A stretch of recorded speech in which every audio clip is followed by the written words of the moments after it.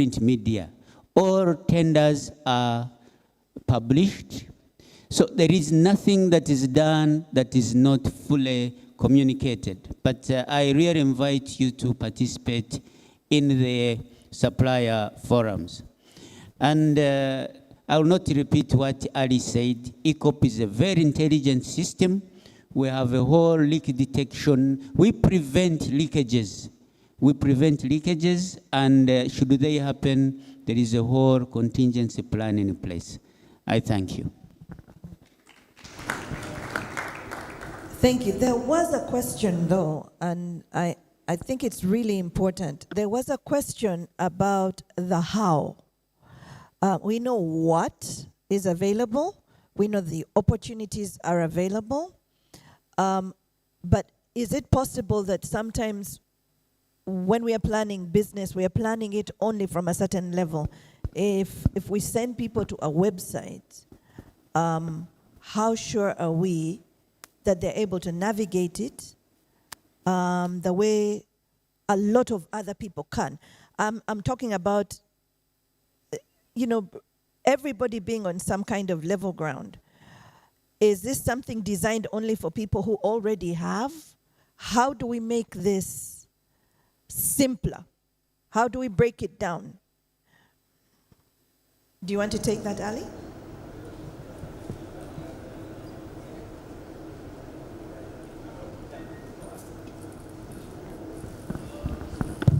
Okay, it's on. The how is a challenge, and I agree, but I think from maybe 2018, 2019, we've been trying, first of all, to bring the conversation in public, which you're doing very well, to do what the Muslims call muazzin, because every morning at 6, the imam does a muazzin. He reminds you to go and pray. But you know that some wake up and go and pray, others continue sleeping. So from 2018, we've been doing the muazzin. There are those who woke up. Abdul Salam is here, and his team, he's been a very good advocate in here in Tanzania. He created the association, he brought around people, but some remained sleeping. When we came here, as JB said before, with the meetings, negotiations with the late Honorable Magufuli, he used to say, hapa ni kazi tu. That time we were on speeches. The project has started. You've seen the pictures, you know, and this project mostly started in Tanzania first, because by its design, first sort out the port, come this side. So what first is this, is to say, can we meet, do the muazzin? Those who wake up, they will wake up. Some will leave, even here, they go and sleep. 2 is what JB has said, workshops. 3, the people are there. 4, we've been running a project, I think, for 2-3 years. We got funding from Africa Development Bank to do SMEs, training with the different experts who have been training local people along the chain, businesses, so that they can develop. 5, at least for Uganda now, we've signed a contract with what is called an industrial enhancement center. I would encourage Tanzanians to also look at that. It's going to set up, and when it sets up, the purpose is really to take through businesses, small businesses, on how to do procurement, what are the requirements for HSE, how, and so on. That one is already there, it is ongoing. But the rest, the other one is also real. It is business, as Abdul Salam said. It is self-help. It is for you to know that this is business. If I don't do this, my colleague will do it. Why? What do we look at our level? It is that at the end of the day, this work has been done by a Tanzanian or a Ugandan. I don't mind which Tanzanian or which Ugandan. So the one who woke up and prepared will do the work, as long as he is the one which is gazetted. I think then it is incumbent upon everyone to see what are the requirements with the platforms which are there. Thank you. I think we've got just maybe a minute. I want to give the opportunity to someone who didn't speak at all on this side. And I think, Honey, you want to make a comment or do you want to ask? I called him, it's his name. I said Honey, but that's his name. So very, very quickly, because I know the moderator will be here soon. Over here, over there, and Honey. Thanks for the clarification.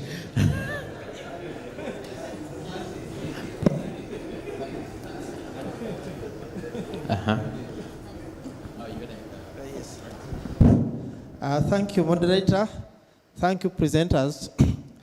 The issue which I want to add my voice is on local content. I'm called Hane Malinga.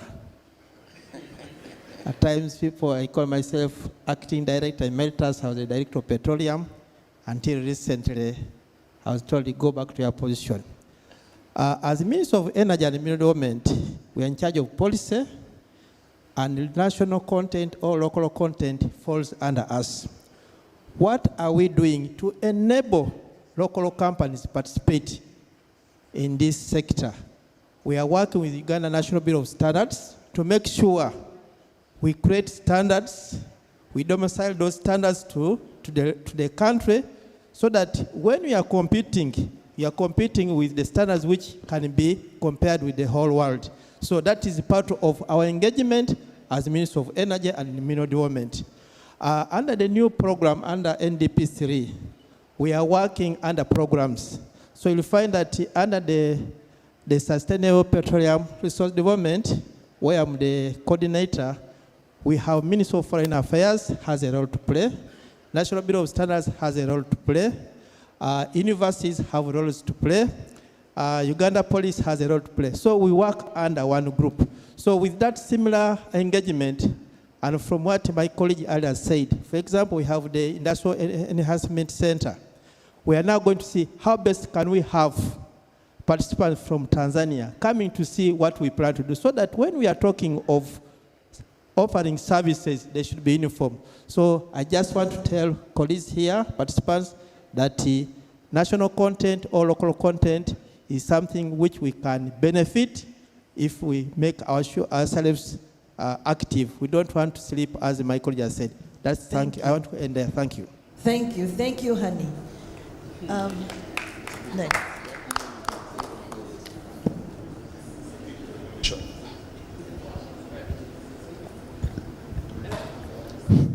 Mwenyekiti na mwendesha mjadala, naomba unisamehe, mimi ni Mswahili.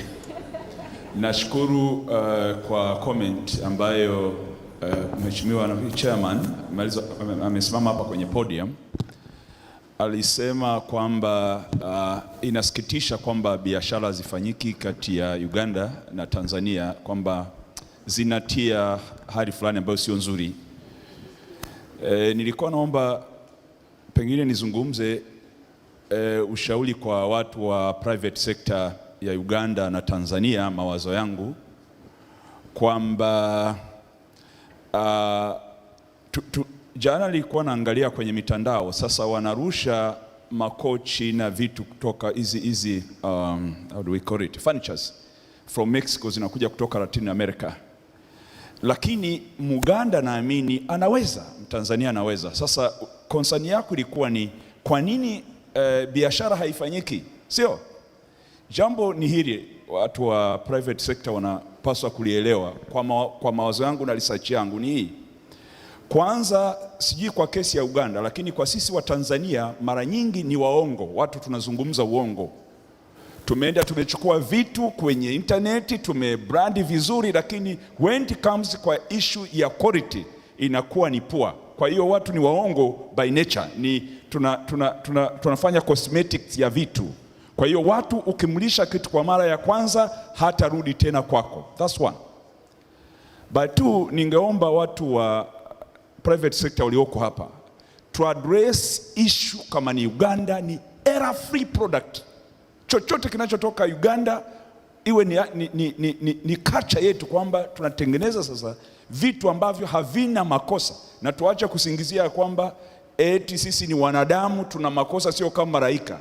Mimi waga nasema wao ni uongo. Kwanza ni uvivu wa kufikiri, kwa sababu hata malaika wana makosa, sio walifukuzwa mbinguni? Yes, wamefukuzwa mbinguni, ni wajinga tu wanazunguka hapa wanatusumbua. Kwa hata malaika wanakosea. Lazima tufate watu wazuri na tutengeneze error free, tuwe na hiyo advocacy kwenye uchumi wetu.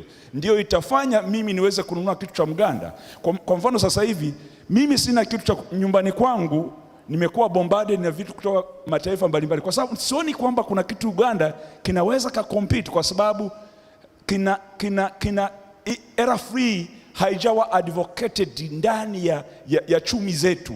Tunazungumzia mambo mengi, mambo ya policy, mambo ya nini, mambo ya regulatory authorities hizi. Tanzania tuna Bureau of Standard na nini, lakini wale hawaji kuniregulate mimi kama mimi ninapokuwa kwenye kiwanda changu kwenye coated. Na hiyo ndio itaweza kufanya mimi niweze kuita jana nizungumza kabaragara kutoka Kiotera, kutoka Mnyonyo, kutoka wapi, ije hapa tuitafute, kwa sababu ni error free. Kwa hiyo na hiyo huwa haifundishwi na Bureau Standard za Uganda wala za Tanzania, ni yako wewe. Kwa hiyo ningeomba private sector hiyo ndio itakayo promote vitu viende juu, kwa sababu siku hizi watu tunakula vitu vinavyotoka vinavyotengenezwa na angels vinavyotengenezwa kutoka paradise. Unakutana na kitu kutoka chini utafikiri kimetengenezwa sio kwenye dunia hii. Alright? Sisi tunafikaje hapa? Ndio inayofanya nguo kutoka Uganda niinunue, kwa sababu inaonekana kama hivi imetengenezea watu walioko kwenye paradise, kwenye bustani ya mfalme. Asante sana, nashukuru kwa kuzungumza Kiswahili, lakini nafikiri mmenielewa. Thank you. One last final question at the front over here.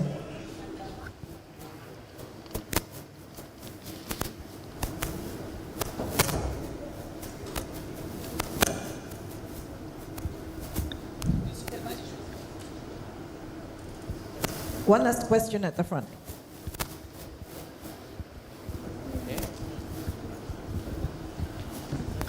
Thank you very much. My name is Isaiah Ruwanyechiro.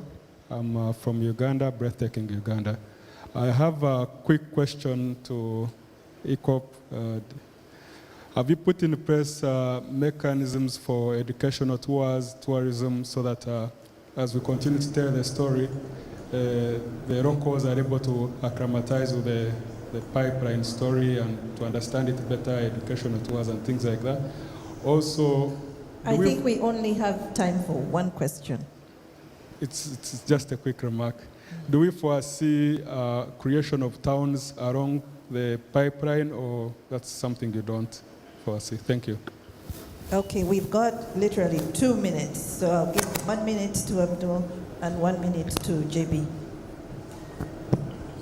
Yes, thank you for that question. As we develop ECOP, we are aware that history is being made, and so we have put the communication teams to collect information and build the story of ECOP.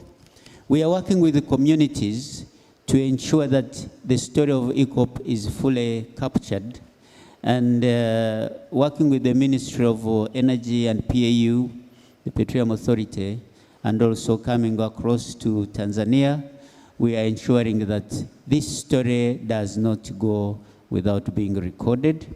And that, in addition, we have also had a number of cultural heritage aspects. We are working with the cultural institutions in both countries to capture the story and have it in the museum. So that is being done indeed. Thank you for that. I think for me, I will just translate the gentleman what he was referring to. He was basically saying that we have local goods that have manufactured in the region or Tanzania, but not able to be sold outside. All right? Now, there are a few things here. We kept saying time to time, compare apples and apples. If we are told to manufacture goods that are conforming to international standards, we should not take corners. If we are told to abide by the ISO certification, do a training, compile ISO standard, you'll be successful. But also there are really good people who are manufacturing the goods. Yes, we know there is a challenge for these goods to go outside, but we are also the problem ourselves. We are not following the process and procedure. We want to do the running before we start saying mama. So I encourage everybody, those who are here, whether you're a manufacturer or business community, ensure that you have standards, ensure that you're conforming to HSE, QSE, but also some of these goods, in order to travel outside, they need the originality, mean barcode. So people need to understand that it's just about selling goods. They might end up in Kariakoo if you do not have the standards, if they are not certified by the authorities in order to go outside.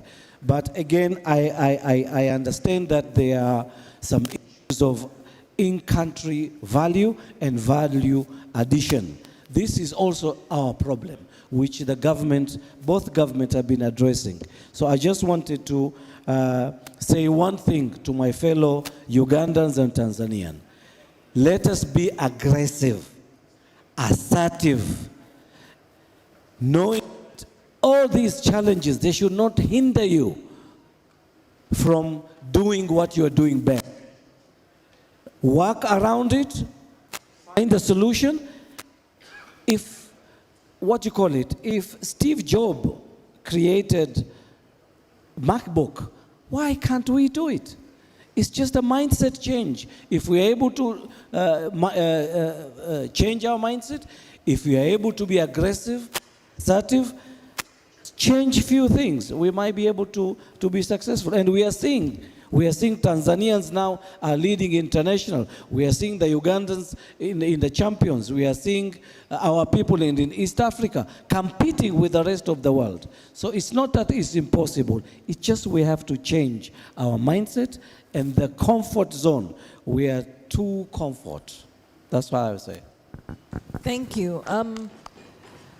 To our MC, I've had one last request, which I cannot refuse because it comes from Private Sector Foundation Uganda. And I'll just give her a very short moment to say something, Ms. Sarah Kajingo, and we shall wrap up. Thank you, Margaret, and you're such a fantastic moderator. I thought I should clarify on our colleagues' concerns on standards. Lakini nitapima kuzungumza kwanza kwa Swahili.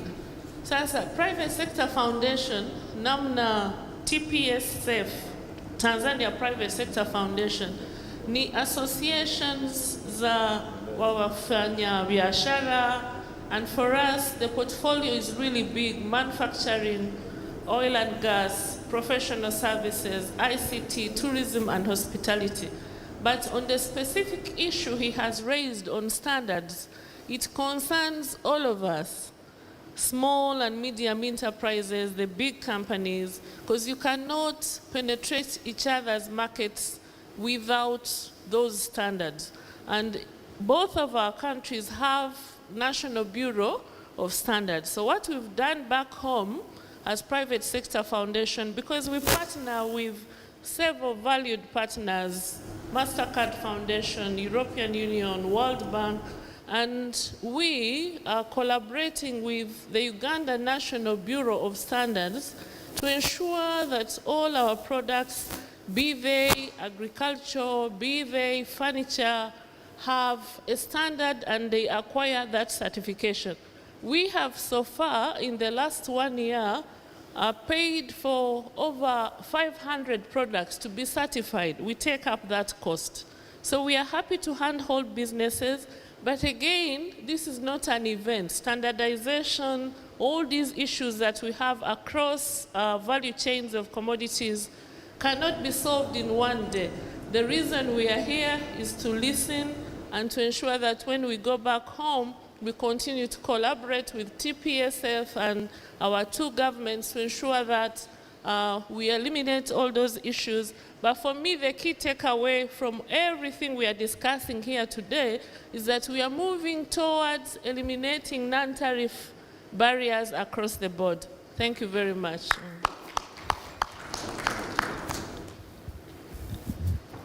Thank you. And I think as we wrap up, Ali has one last announcement, and you can come up as he makes it. Helen, are you here, Helen? Can you stand up, please? Okay. Those Ugandans, this is very important.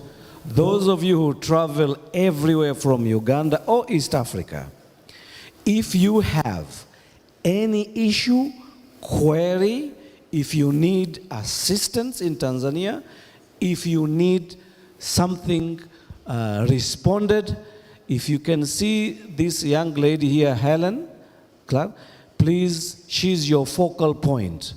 She is the head of the Secretariat for the Association of Tanzania Oil and Gas, which we are collaborating with TPSF, East Africa Business Council, and the rest of the region.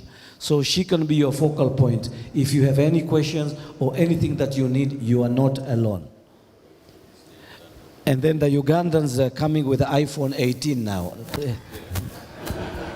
I was saying complete it with Mr. Simwe there. He can also stand on the Ugandan side. Thank you. Thank you all so much. I think we've had a powerful panel this morning.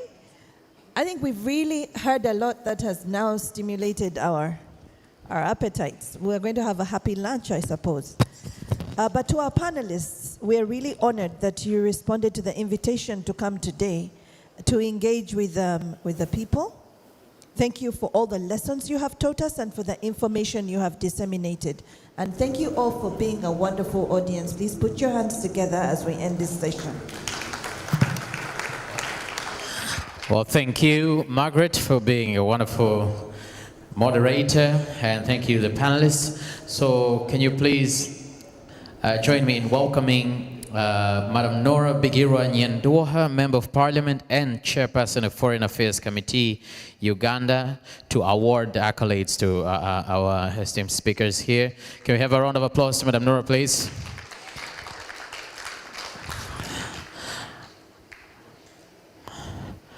Without forgetting, in the afternoon, we still have two more very important sessions for both our countries as our speakers are getting the accolades. Thank you very much. Thank you very much.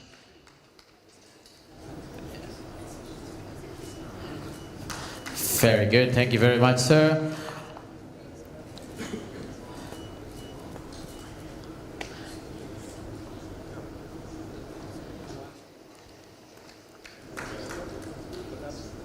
A round of applause, please. A round of applause. Thank you.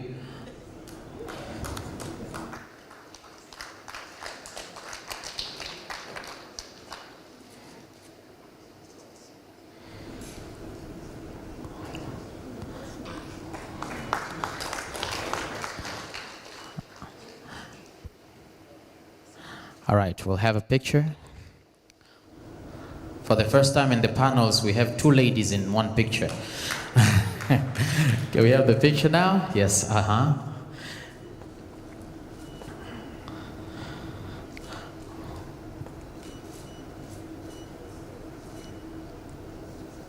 Good. Thank you very much, sirs and madams. That was a very wonderful panel discussion, and I hope, as our guest of honor yesterday, the Prime Minister said, these are going to be very productive. We are very thankful for this one.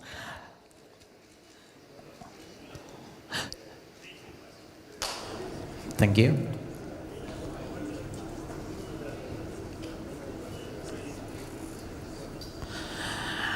Thank you. So a few announcements before we break for lunch. First of all, We are going to have the closing ceremony. We're going to have the guest of honor here in the afternoon session. From the afternoon session, we're going to have the guest of honor here. So please, after lunch, make sure you make your way up here very quickly to make sure that we have all the logistics covered. But also, the process of getting lunch is the same as yesterday. For those that were not here yesterday or those who forgot, lunch is in the first floor. Is at the first floor. So what you're going to do is when you're heading out, you will be given the coupons. Make sure you have your coupon before you go to the first floor. So the ushers will be giving you coupons. But also the ushers will be handing out keepsakes when we get back here. So there will be, the organizers have prepared a little something for everyone who's here. So please get back on time so you can get your keepsake. But also the most important thing, what brought us all here, the discussions. In the afternoon, we are going to have 2 panels. The first one will be on enhancing tourism partnerships. So we're told about tourism since yesterday. The PM talked about it, I think, thoroughly, a bit more. He even invited Ugandans to come and visit Tanzanian tourist sites before they leave. So we are going to talk about the enhancing tourism partnerships, but we are also going to talk about the commercial agriculture, a sustainable approach. So an approach to commercial agriculture in the afternoon sessions. Both sessions will be very important for both our countries. The afternoon session will start at 2 p.m. sharp. So okay, if we can have everyone here at a few minutes before 2, a few minutes to 2 p.m. sharp, so that we can start the afternoon session. So as we did yesterday, can we have the VIPs please move first and head to lunch, and then we'll have everybody else following up. So can we have the VIPs first, led by His Excellency Ambassador, and the VIPs, can we all move together please? And then we'll have everybody else move to the first floor for the lunch break. As I said earlier, a few minutes to 2, please, if you can be here, so we can start at 2 p.m. sharp. Thank you very much. The only company. So let's respect the VIPs. Let's make sure the VIPs. Left. Continue with your hands. I'm not seeing you. Right? Left. Right. Right. Some people went on the left. Let's continue. Left. Right. Left. Left. We saw the ones who remained there. Let's continue. Okay, I'll ask you to touch one body part, okay? We go. 1, 2, 3, 1, 2, 3. Your head. Some people are touching their shoulders. I say the head. We go again. Back to our hands. We go. Head. Shoulders, head, knees. Some people are touching their backs. Okay, let's stretch out a little bit and make sure that our hand, stretch your hands, stretch your waist together. This is how we keep dodging gym. Most of us, you get onto your car, you're chauffeured to your office, you use the lift, you sit all day, and then let's go. A little bit. Some of you, even when the gym is at office, you never go. It is very important for your health, okay? Your head. We'll go back to the toes. Your back is very important. It has your nervous system. Touch your toes. We see everyone who is not healthy. They don't want to touch their toes. I didn't say cuffs. I said toes. Okay, thank you so much. Let's get seated. But please, I still do request that whoever is at the back to just draw closer. This is not going to be very long. Mr. Koloa, do we have communication before we can go for a panel? Please, here you are.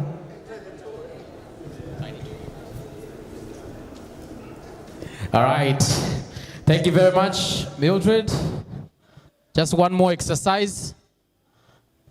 Can you have the biggest money of your country and give it to your neighbor? Like 10,000 for Tanzania. If you have 10,000, give it to your neighbor. This is the exercise that everybody's asking, who is this guy? Where did he come from? All right. So we've had Madam Mildred here asking politely for everybody at the back to please come forward. So if there's a chair in front of you, please move to those chairs. Naomba tusogee mbele ili tuweze kupata usikivu mzuri. Can we move forward so we can all listen very well? Can we all move forward, please? We still have chairs here. We still have chairs on the white chairs. Can we move, please? Can we move? Thank you. Thank you very much. Thank you, everyone that is moving forward. We are going to have the panel number 3 on enhancing tourism partnerships. Enhancing tourism partnerships. Trying to make sure that we visit Uganda, Uganda visits Tanzania. And to moderate this session, please join me in welcoming none other than Ms. Mildred Tuhaise, the moderator for the day. Please, can we have the largest round of applause to Ms. Mildred, please? Come on, let's keep going, let's keep going. Ladies, I can't hear you. Eh? Come on, let's cheer for fellow lady here, yeah. Okay, so over to you, Ms. Mildred, as you call on your speakers. Welcome.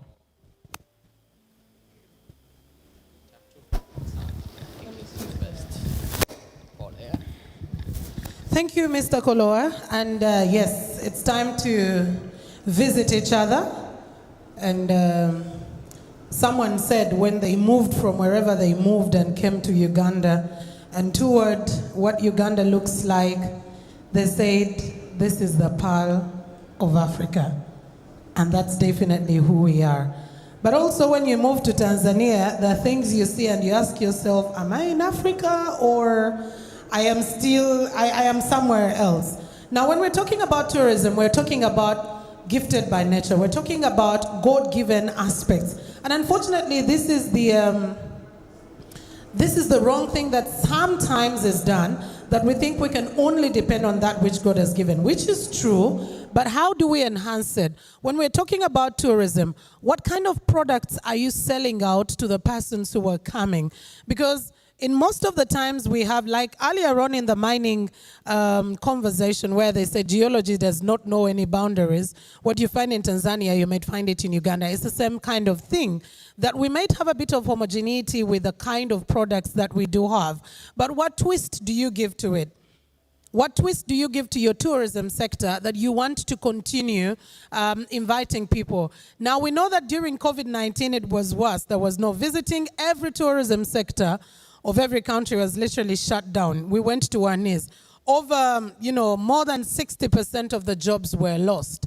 When you look at the hotels, I know I have some tourism experts here. They will tell you just how much of cancellations they got during that period. But we are now slowly but surely getting back to the areas where we were before COVID-19, and that is what we want to maintain and even grow much bigger. Earlier on in the conversation, Mr. Simo was continuously reminding us that we need to close off the borders in our minds, those colonial borders and territories, and think about working together. So how do we enhance partnerships? How do we enhance collaboration that as tour operators and tour investors, because here we're talking about investments, we are able to leverage on each other's advantage. And in case there are any sort of loopholes or bottlenecks, we can definitely be able to deal with them. And so, ladies and gentlemen, without taking a lot more time, allow me invite our panel. And in no particular order, I will say I start with the ladies. They say ladies first. That is my motto. Unless when there is danger. When there is danger, I start with the men, because they are strong enough to be able to kick off the danger. Okay, to begin with, let me have Miss Lucy Ismail, who is the country manager, Uganda Airlines. Miss Lucy Ismail, wherever you are, let's give her a round of applause. Lucy is right at the back, and she will be coming, talking about flying the crane across the world. How do we get to do that? And also, allow me call in Mr. Isaiah Rwanyechiro, who is the Chief Executive Officer of Breathtaking Tours and Travel Uganda. I love how people get to get the names of their businesses. It depends. There's someone who went, who traveled and got a name of, it was a flour milling factory, and they were getting a French name. When we asked what is the meaning, there was no connection to flour, but they just loved the name. But even the customers could not pronounce it. I said, what is that? And wherever they traveled, it was the name of bread. And here you're selling unga, and you want to call it that exactly. So Breathtaking Tours with us. I also have Mr. Rujimbana Richard, who is the Executive Director, the Executive Secretary of the Tourism Confederation of Tanzania. So wherever you are, Mr. Rujimbana, where are you, Mr. Richard Rujimbana, from the Executive Secretary, Tourism Confederation of Tanzania? I think he's still outside, but we'll definitely start off. And this one, when you talk about Uganda, I think not Uganda anymore. If you talk about tourism across East Africa, across the region, it is a household name. The Chief Executive Officer of Great Lakes Safaris and Lodges Uganda, Mr. Amos Wekesa. Let's give him a round of applause. Definitely. And as we get Amos, I hope that Laura, if you kindly help see where Mr. Rujimbana Richard could be, the Executive Secretary, Tourism Confederation of Tanzania. We don't want to make this feel like it is lopsided, right? And at least we have a lady on the panel. We have a lady on the panel this time. No. Amos, if you don't mind, please, let's just get a bit closer. There is no much social distancing. COVID is a little bit still far away from us. So ladies and gentlemen, our conversation is going to be around tourism because after all, you might work a lot. You might need to take that break. Not might, but you will need to take that much needed break because it is very important. Sometimes when you talk about tourism, we think, those are things for the rich. No. There are things for everyone else. And that is why even on this panel, we're going to be focusing on the aspect of domestic tourism. And so when we're talking domestic, how do Ugandans visit Uganda? How do Tanzanians visit Tanzania? And then how do we start crossing over to each other's countries? And without any further ado, ladies and gentlemen, thank you so much for making time to come and be with us. And I would like to definitely start with Mr. Isaiah Rwanyechiro, who is, you started out with basically aspects of domestic tourism, and now you are starting on the regional trips. First of all, let's look at the overview of the tourism sector. And when we talk domestic, in most of the cases, not all of us want to visit our own countries. When we're thinking about tourism, I want to go to Dubai, I want to go to everywhere. What are some of those challenges in dealing with or enhancing domestic tourism in your country? Thank you very much. My name is Isaiah Jobs Rwanyechiro, like you've been told. When we mention domestic tourism, we're talking about people of a certain locality or country visiting their country. Maybe Ugandans visiting Uganda or Tanzanians visiting Tanzania. And from the research we did in the beginning, we discovered that many Ugandans didn't know their country. In the past, people used to go to different schools across the country, but eventually, people started going to schools closer to their homes. So you find a lot of Ugandans didn't know their country. So we initiated a behavior change campaign and worked with different partners, Ministry of Tourism. We worked with some celebrities, Miss Uganda, and we did also work with the media very well to try and encourage Ugandans to visit Uganda. And we did this through group trips, because group trips are cheap. You create a lot of vibe when people travel together, and it's easy. So we created packages that were cost-friendly, and we encourage people to travel in groups to different parts of Uganda. And over the course of the last 45 years, we've done over 100 trips. And now, as I speak, Ugandans are visiting their country. recently, as of last year, we started, because we had toured almost the whole of Uganda, people were like, can we go to the next level? And last year, we successfully did 2 trips to Zanzibar. The biggest trip, we had 40 Ugandans flying into Zanzibar last year in December. So the hunger for travel is there, but the initial challenge was communication. People thought it was very expensive, but with group travel, we make it easy, we make it cheaper, and we partner with airlines, with hotels, and it's then easier for people to travel. Okay, I love that when you were talking about travel, you kept mentioning the idea of flying, and this is where I want Lucy to come in. Starting off on the issue of the challenges impeding our tourism sector, both at personal level and also at maybe country level, because when you talk about flying, that is an expense that is involved. And for many people, that is what keeps them away, and they're saying, I really love Tanzania, I want to go to this particular place, I want to go to and visit Zanzibar, whatever it is, but I don't have the money. What are some of those challenges that you've experienced as an airline, even being able to sell tourism to a totally different country, or even to say the nationals themselves? If you could use the mic.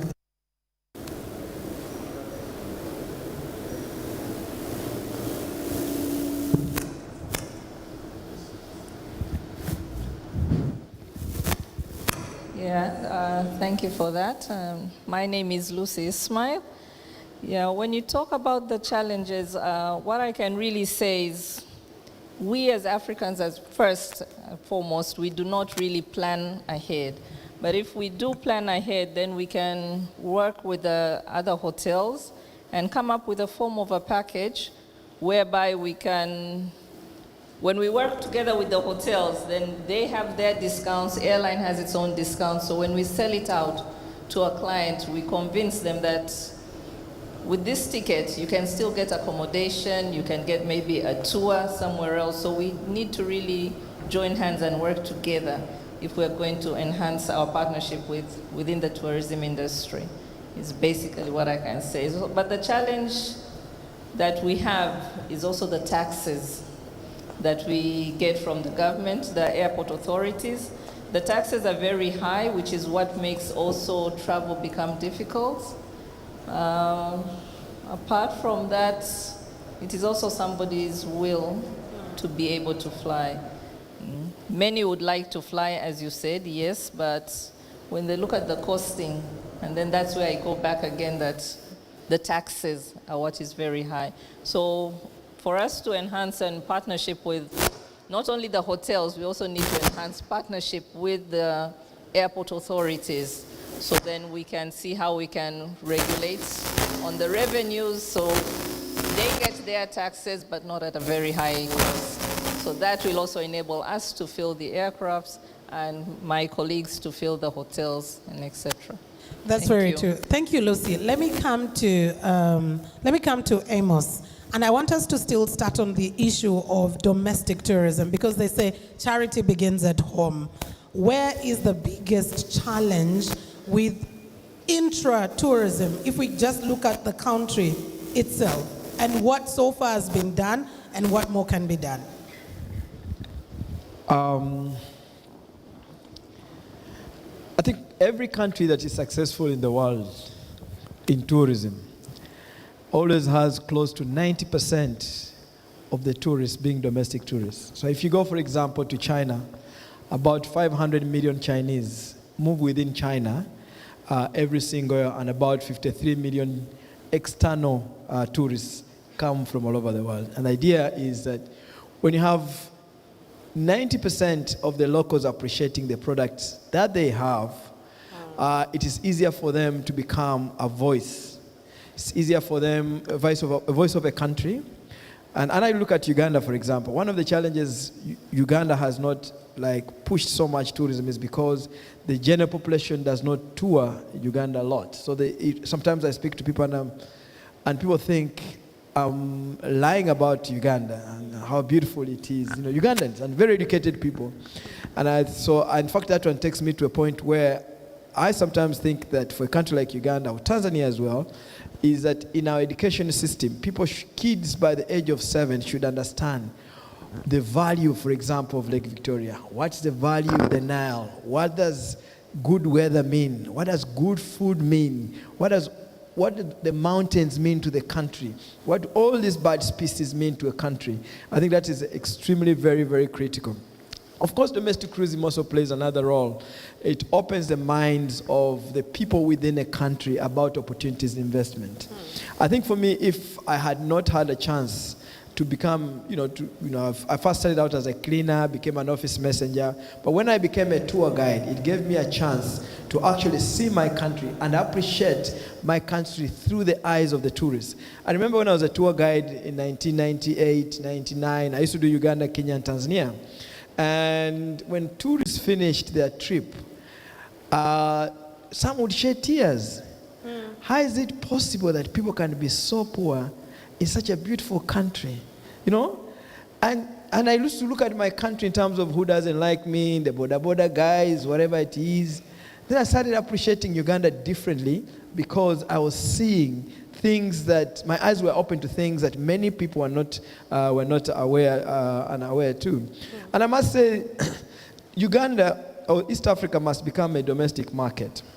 And I remember one time I was doing a presentation where there was a president of Kenya and our president, I said, for example, in aviation, why can't we domesticate flights between Uganda and Kenya, Uganda and Tanzania? Domesticating flight means that when a flight arrives from Entebbe to Kilimanjaro, it should be counted as a domestic flight. And it could, because let me tell you, if you're flying between Entebbe and Nairobi, for example, on a ticket, $50, you're charged $50 as taxes by Uganda on that ticket. You're also charged another $50 by Kenya on that same ticket. So when my sister here starts calculating her ticket, she starts from $100. And yet I have flown from Amsterdam to Madrid. It's 2.5. To Madrid or Barcelona. It's 2.5 hours, but you're paying $70, €70 for a flight, and that is how it's supposed to be, because a lot of people don't want to spend a lot more money on transport. They would love to spend money on actual consumption. And I was spending a good hotel, good food, good restaurant, and so on and so forth. But maybe later I would like to talk about I've come to Tanzania. In Uganda, I own, and I'm CEO of Great Lake Safaris. Then Uganda Lodges. Uganda Lodges, I'm building the 5th lodge in Uganda. Of course, I'm outside. I'm also into other businesses outside tourism, but since we're discussing tourism, I'll give my stuff to tourism. But I've also come to Tanzania. Maybe I'll share my experience later. Exactly, and I wanted to already start there with your experience sharing before I get to Isaiah. What's been your experience coming into Tanzania and investing here? Because Uganda, and then we're crossing the borders to Tanzania. Well, I think one thing that I've appreciated in the last, the first project which I'm finishing, my first lodge is opening in the first week of July, and it's in Tarangire National Park. It was called the Boundary Hill Lodge, for those who can Google, but now it's going to be called Mwamba Lodge Tarangire. Then we have 3 other places that we're going to be developing within the next 2 years. I must say that I started pushing for this particular spot in 2015. I only got it last year in December. So it was a bit difficult it's a good project, it's a good space. Good things don't come easy. When I came here, I also appreciated the fact that I was once a tour guide, and I did Uganda, Kenya, and Tanzania. In 1999, some people here in this room probably were not born. The landscape was different. The beauty was even much better than what it is today. We'd come in, enter, Arusha, get all Land Rovers. The roads between, the roads generally in East African national parks were really bad. The road between Arusha and, say, Tarangire or Gorogoro, like Manyara or Serengeti, were extremely tough roads. You would arrive to Karatu you look like dust yourself. But now things have improved. There is a lot of interest. Roads have become a lot better in Tanzania. There's a lot of focus on the tourism. Now, the other thing that I also appreciate is the fact that as a kid, I spoke Swahili. So my Swahili had rusted over time. But coming to Tanzania and investing now, my Swahili has improved so well. I mean, so much that I'm so proud of myself. You guys don't have to be proud of me, but I'm so proud of myself of how much I have learned. I mean, I can tell you what mukataba means now. That's an agreement. But the other thing that I've also witnessed, just like Uganda Investment Authority, Tanzania actually has extremely very proactive Tanzania Investment Center. And what amuses me is that, and there's a particular person, I think there's a lady called Vera, not met her, but she's the one who based in Moshi and coordinates a lot of the tourism investments on that part of Tanzania. They will tell you, we'll call you in 15 minutes. Within 5 minutes, they will call you, coordinate with everybody. And it becomes now my problem. You know, at the end of the day, it's me who is like slower than the guys themselves. They've been calling me now about incentives. I'm bringing quite a number of containers coming in, which arrive maybe in 2 weeks' time from different parts, you know. And they're helping me coordinate it. They're asking me, what do you need in terms of cars? Of course, what is happening in Tanzania now is that from now to about October, Tanzania has 3 problems. Number one is that they're going to run out of tour guides. Number 2, they're going to run out of cars. In terms of, and then they're going to run out of accommodations. Now, for me, that's a fantastic problem because it means that I should actually invest more efforts in trying to tap into the opportunities available in Tanzania. The other thing is that people are actually very friendly. You know, you don't find the animosity that you would find in many places. I think Tanzanians, generally speaking, have a very good, warm relationship with Ugandans. They have a very good, warm relationship with Ugandans. They're excited to see a Ugandan speak Swahili. They will go and slaughter a goat for you just because you're able to speak Swahili from Uganda. So we're extremely in good hands. And I can also tell you that even before we start, the amount of push, everybody's pushing me and saying, when are you opening? Bookings are coming in, even before the lodge is done. So for the Ugandans looking at investing in Tanzania, you have to go through proper registration. You have to get a group lawyer. You have to make sure that you actually registered with the Tanzania Investment Center. And I can tell you they're extremely very good at what they do. But on the other hand as well, if you're Tanzanian, there are lots of opportunities in Uganda. Uganda is a part of Africa, not by mistake. The world best weather, you want to see the mountain gorillas, you want to see chimpanzees, you want to see some of the toughest mountain on the African continent is actually in Uganda. The toughest range of mountains on Africa is actually in Uganda. It's only the highest point that is in Tanzania, you know. There's just the Nile and the people, the culture, the food. I always tell people when I travel, my biggest problem, at the age of 51, I'm now 51 years old, at the age of 51, it's very difficult to be flexible on food and weather. When I go to Europe, I am thinking, when am I leaving this hell and going back to Africa? But Tanzania, of course, has food close to what Uganda has, but there's nothing that beats Uganda. When you go to Uganda and enjoy the food, you never eat a pineapple anywhere in the world, even in Kenya or Tanzania, that is as good as Ugandan pineapple, and the people, the friendliness.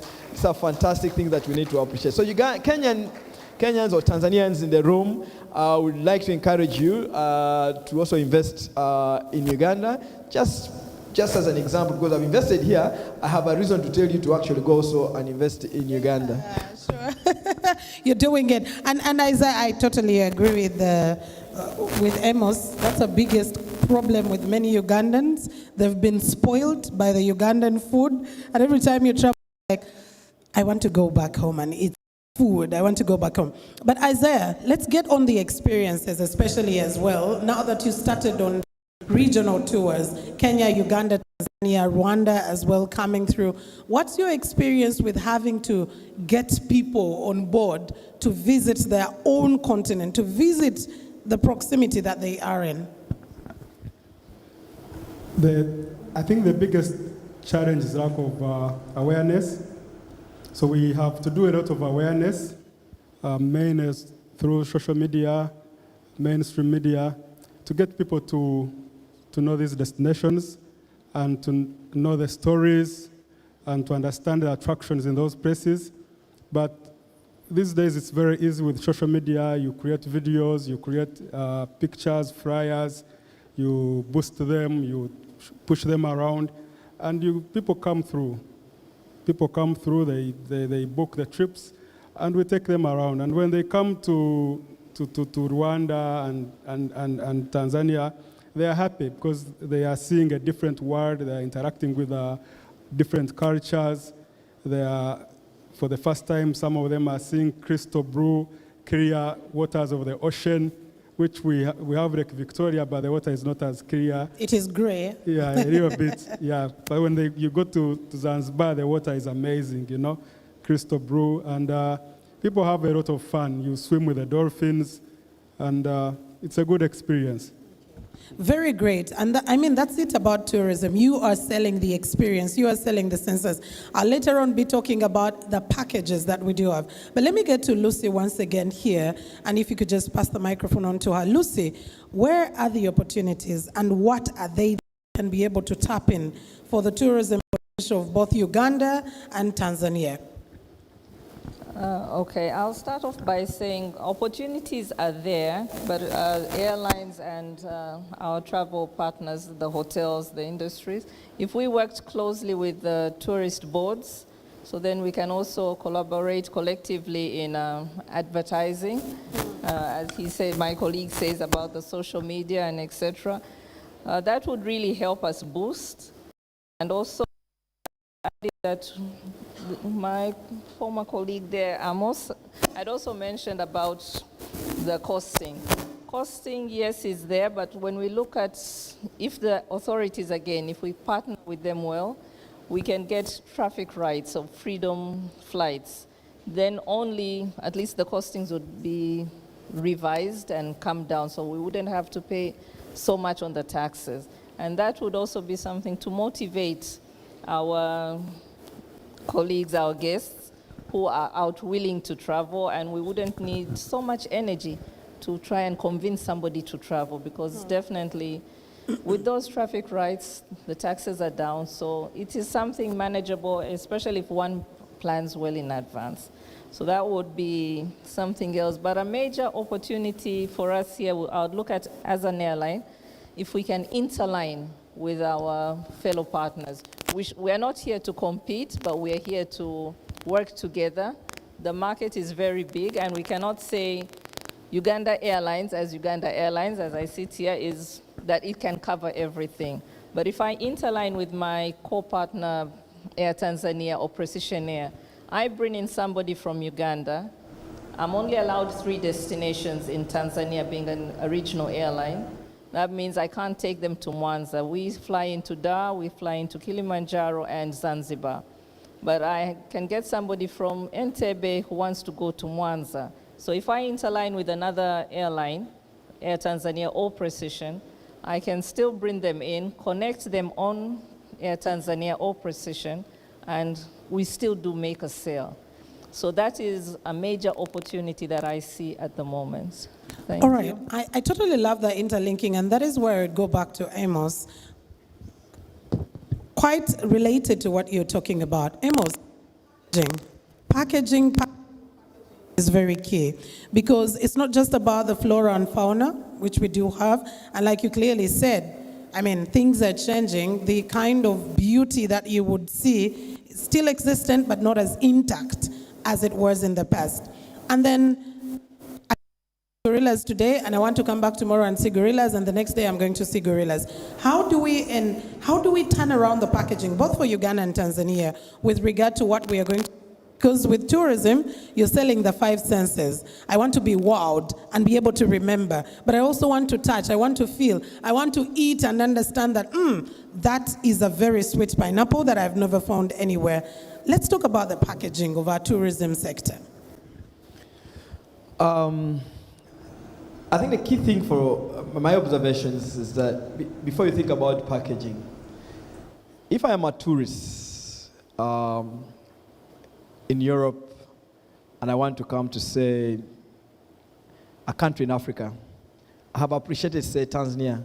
What comes to my mind? The 2 things that come to my mind. One is how flexible is it for me to get a visa? So this has been already solved between Uganda and Tanzania. So that's no problem with that.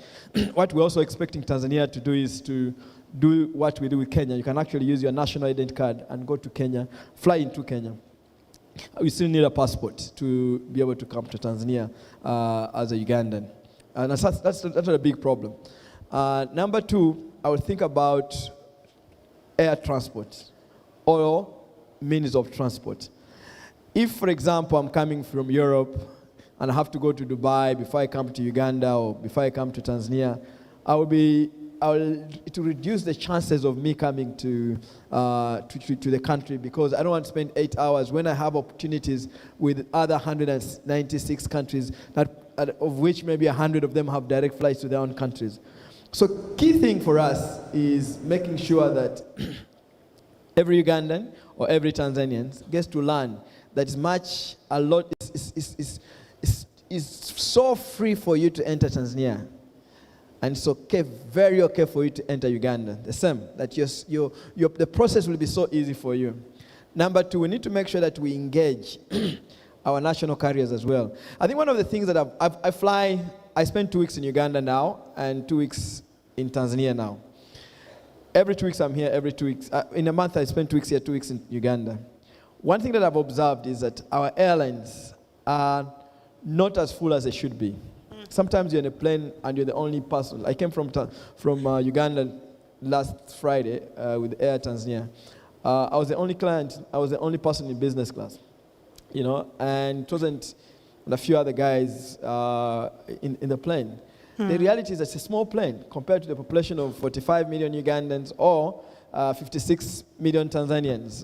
For Ugandans who are not aware, Tanzania has a population of 56 million Tanzanians in a country that is 4 times bigger than Uganda. I think Tanzania is almost 940,000 square kilometers. So it's actually a very big country. But there's a lot of wealth here, a lot of wealthy people in Tanzania that have no single idea about Uganda. So I think, for example, Uganda Airlines should have a way in which works with the tour operators. I've actually already, Air Tanzania approached me to work with them in terms of doing packaging of Tanzanians coming to Uganda. I'm hoping that that deal is signed soon so that we can see many Tanzanians actually coming to see Uganda. And so many Tanzanians are actually coming for the Rwenzori Marathon, which I started in Uganda. We have quite a lot of people who have registered to come for the marathon. But the other thing that I see about, say, Air Tanzania and Uganda Airlines, they do not quite behave like they're an infrastructure. You see, an airline is not first a business. An airline is first an infrastructure. When you have you have a flight between the direct flight between Entebbe and say Dar es Salaam, you have actually created an imaginary road in the air, and that road is supposed to facilitate either trade of products or bring in the tourists. So that's number one. Number two, of course, then it becomes a business. Now, when you package it well and have, they call it bums on the seats in the plane, in the aviation world, you need to have enough bums on the seats for it to make sense. I think that the few flights we have should never come empty, and the packaging should be clear. Now, of course, Tanzania is a mature market, and being a mature market means that they have a way in which they look at domestic travelers during low seasons and be able to pump up the prices during a high season. Uganda, in the protected areas, is still very hard for us to, I try to do it as a person who has invested in national parks as well, but generally speaking, people have not packaged it for East Africans, and just like Ugandans are. But there are areas in Uganda which generally have very cheap, affordable accommodations. If you go to Jinja, you go to places like Mbale, you go to Kampala, you can find good accommodations. So the airlines must know that they're actually facilitators of tourism as number one. Number two, they are facilitators of export of products. That's the only aim a country has a national carrier. If the plane does not bring, say, Tanzanian products to Uganda, and also does not bring Ugandans to spend money in Tanzania, then there's a problem with the airline. But that's something we can discuss. Okay, thank you very much. And Isaiah, let me get back to you on the issue of the opportunities that are available as well, as we continue to enhance the partnerships between Tanzania and the partnerships between Uganda as well. What opportunities do you see there? I think the biggest opportunity that I see today is Lake Victoria Uganda, Tanzania, and Kenya, we share Lake Victoria. As I speak, I think Tanzania has, His Excellency was telling me the other day, they have completed the construction of the biggest marine vessel, MV Mwanza, hapa Kazi 2, which should start sailing very soon. It has the capacity to carry 1,200 passengers, over 4,000 tons of cargo. It has a nightclub, it has a clinic, it has areas for entertainment. I think we need more vessels. We need more vessels like this on Lake Victoria, because then it's easy to connect all the 3 countries.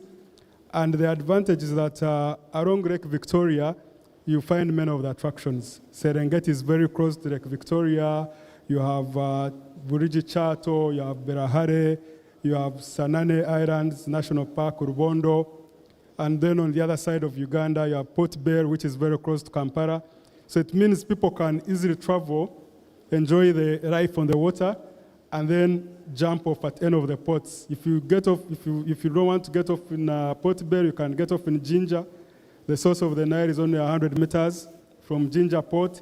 So today, I think the biggest opportunity is MV Mwanza, but we also need more vessels like that to make it easier, because when you go to Egypt, you find that from the Nile that originates from Uganda, they make about $5 billion from the Nile along the tourism value chain. If you go to Goma, the Kivu, the Congolese are having a lot of fun on the Kivu. You find 5-decker boats, people having a lot of fun, non-stop, party after party, like we say in Uganda. So the water body that we have is a huge opportunity.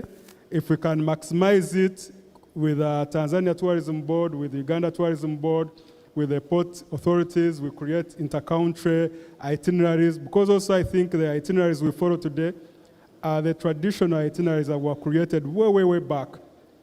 So we need to create new itineraries that will enable people to be able to discover newer destinations, less traveled destinations, and have a lot of fun. Thank you. Okay, thank you very much. Lucy, let me come back to you. How do we enhance partnerships to explore more tourism opportunities between Uganda and Tanzania?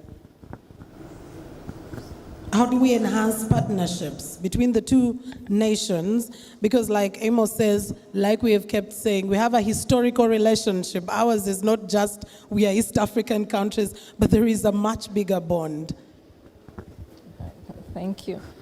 Being in the airline industry, we're the backbone of tourism, because we're the ones who fly in people internationally into our local and regional destinations. I would say that what we need is, again, if we can interline with different airlines, they bring in, we continue. And also, as my colleague has also just spoken about the MV Mwanza, the boat cruises. So if I come in, I can still package something if we do work well with the tourist boats. I fly in somebody, someone else takes on the road, and the other one takes on the boat. Lake Victoria, as he said, covers all 3 East Africa. So we can also see it a package of what can people do. Maybe dine and the next morning you're out on the same airlines. So we really still need to look at how we can work together with the tourist board, market ourselves out there, and by that we'll really enhance on tourism in Africa or regional. Marketing globally. Together, like we marketed together for Afghan. Yes. Yeah. Because I'm sure they're very well out there on tourist boards. All right, thank you very much.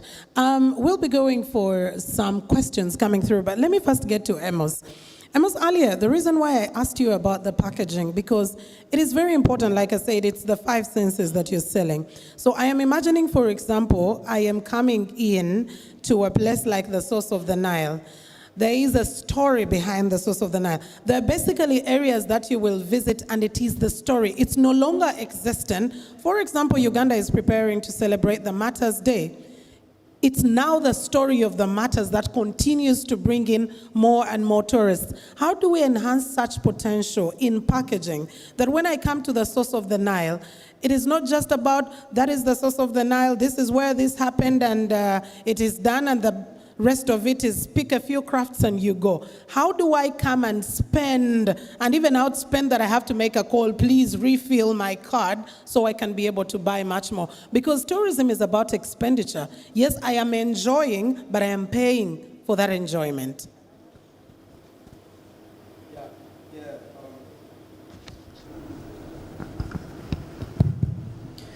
Thank you. The thing is, I think as countries, we need to take tourism as an international product. So that when we package it from a very professional point of view. And we need to know that we are constantly in a competition with other countries that are so well positioned, that have trained enough people. I mean, a Tanzanian should not prefer to go to Dubai and be explained to how the sand works. And when they can actually come to Uganda and see the source of the Nile, eat the pineapples we're talking about, climb the Renzoris, enjoy the weather that Uganda has. A Ugandan should not give a priority to going to Turkey, for example, as opposed to saying, I am going to Kilimanjaro, I'm going to climb Kilimanjaro, I'm going to do Serengeti, I'll be in Ngorongoro, I'll go to Lake Manyara, I'll go to Tarangire, I'll go to Raha. There are many places but that starts with education. And of course, there's something we all have to try and sort out. The two countries have to sort out. The reality is that, generally speaking, if a Tanzanian came to you, quite a lot of Tanzanians actually have a lot of money. I'm getting into the circles of the rich boys in town here. I'm getting to know them because they say when you hang out with 10 fools, you become an automatic 11th fool. So I want to become wealthy. So I have to hang out with wealthy people, So I'm trying to, so that in future I become wealthy. So I'm actually getting into the circles. And many of the guys that have so much money actually don't like or don't speak English. So if they came to Uganda, they would struggle being able to be interpreted in Swahili, And then Ugandans, if you put $1,000 and said, now here, or $10,000 and said, we need you guys to make 5 sentences each in Swahili, many of the Ugandans will walk out from this room looking at the man and saying, pass. 99%. And look at them, all of them. They actually don't speak either good Swahili or they don't know Swahili. Now, if they came as tourists, they would struggle in Tanzania. Now, one thing that actually shocks me about Tanzania is that the Tanzanian may not be interested in speaking English, but they will speak nice Italian. They will speak German. I was just so impressed that these guys can speak Spanish, German, they can speak Dutch, but there's not as much interest in speaking English as they are with those other languages. So we need to make sure that either Ugandans learn Swahili, or if we learn Swahili, every Tanzanian speaks Swahili. And maybe I must also say that Tanzania makes me very envious. I wish we had like Luganda as a language that let me tell you, in Arusha, every Muzungu speaks Swahili. As long as you're going to stay there, you're forced to speak Swahili. I wish every foreigner that came to Uganda actually was forced to speak Luganda or something like that. It would be really, really, really nice. So the thing is, there's an opportunity, but this opportunity is to be achieved.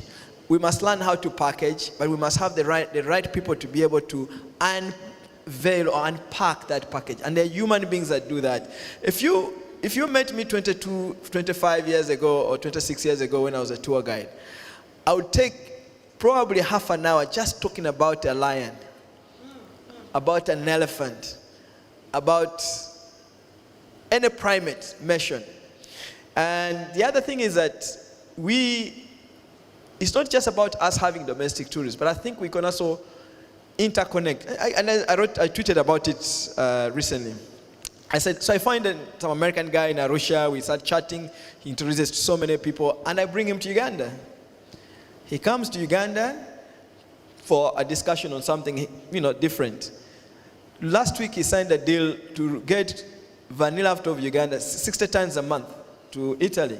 So a Ugandan has now signed a deal to supply 60 tons of vanilla every month to an Italian company, and he's the middleman. And then I go to sit at Grand Melia in Arusha and I meet a friend, and this lady says, I have 120 tourists that are coming to Tanzania, but they want to come to Uganda and do the gorillas before they do other trips. So packaging Uganda and Tanzania is not just packaging for Tanzanians and Ugandans, it's also packaging for an external market.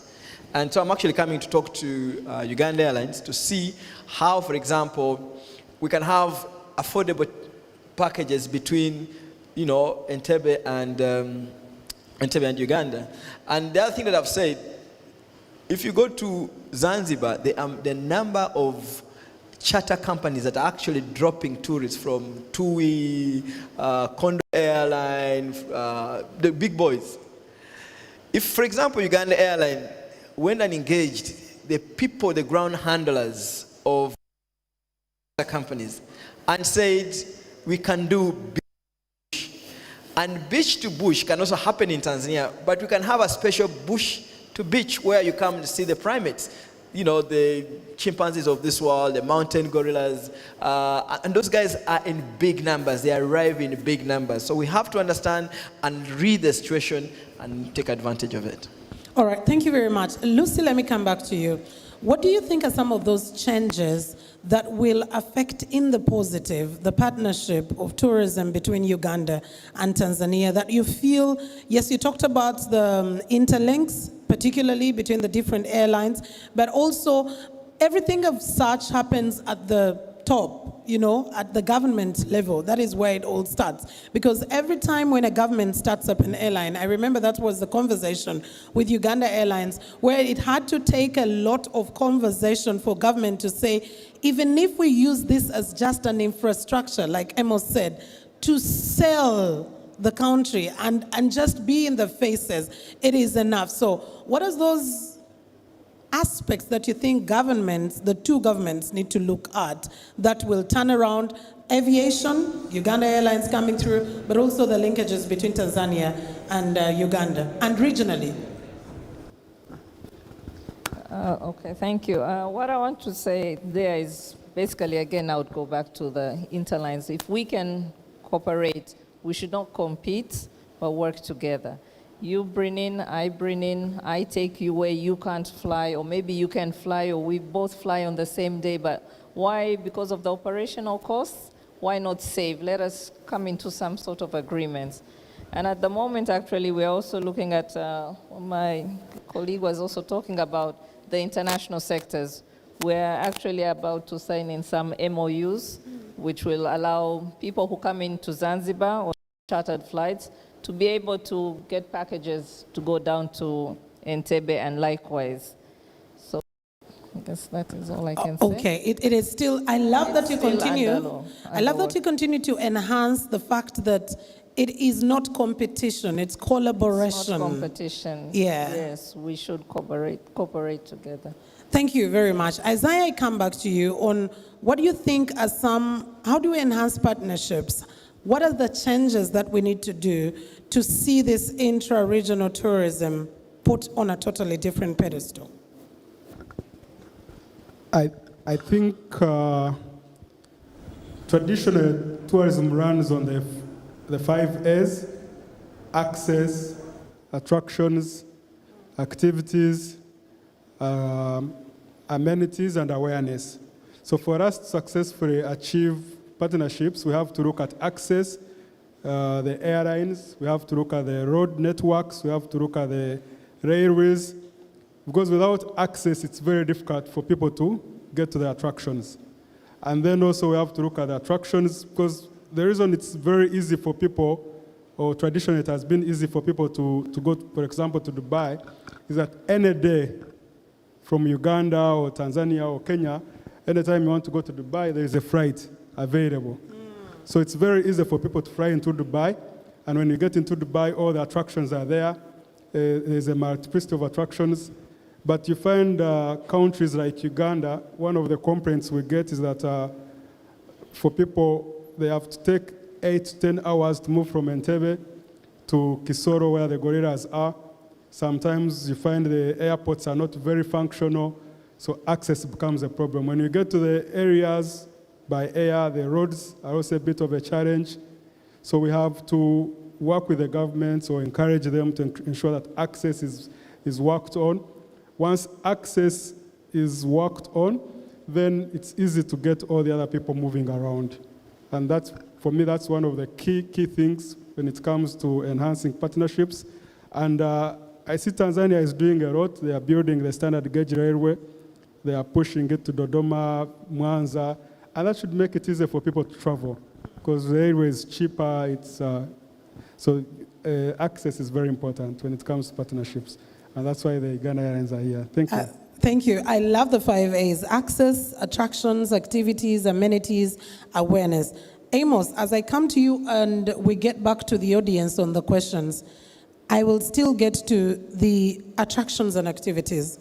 Because back in the day we would say, you want to see gorillas? Come to Africa. You want to see the wild animals? Come to Africa. Come to Uganda, come to Tanzania. Now Dubai is telling you they're creating their own zoo in the desert, right? And they're going to create whatever it takes to have that zoo.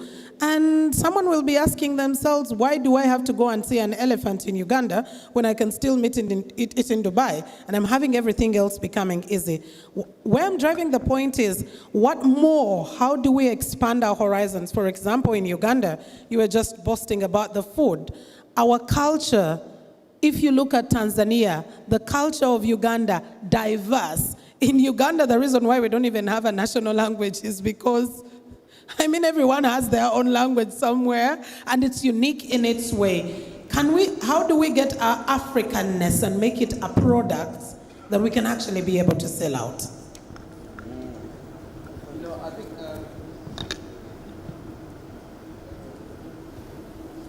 I like what you just said. Thank you. I like what you have just said. Yeah, Dubai is... I don't know how many of you guys have taken time to read about Dubai. I've taken time just to read about Dubai. Dubai's wealth in 1983 was being transported on donkeys. In fact, when they discovered oil, and when they discovered oil, they brought together 25 people. Like, for example, Uganda have discovered oil, Tanzania have discovered oil. But they brought together 25 people and said, you will want to create, at a very early stage, an oil-free Dubai. And actually one of the guys was a Ugandan working in the bank there from Arua. And they created 3 sectors: tourism, real estate, and finance. Now, when they created those 3 sectors, they did everything around infrastructure and everything to try and make sure that it does actually work. I can speak about that story of Dubai for a long time, but that's not the issue today. The thing is that they are showing us that they admire what we have. I remember last year I was flying from Agada. Agada is the 5th largest city in Morocco.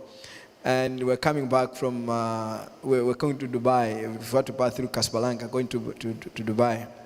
And somewhere 3 hours to landing, the hostesses and air hostesses started jumping and celebrating. So I asked one of them, why are you guys jumping and celebrating? They said Dubai's weather has improved tonight.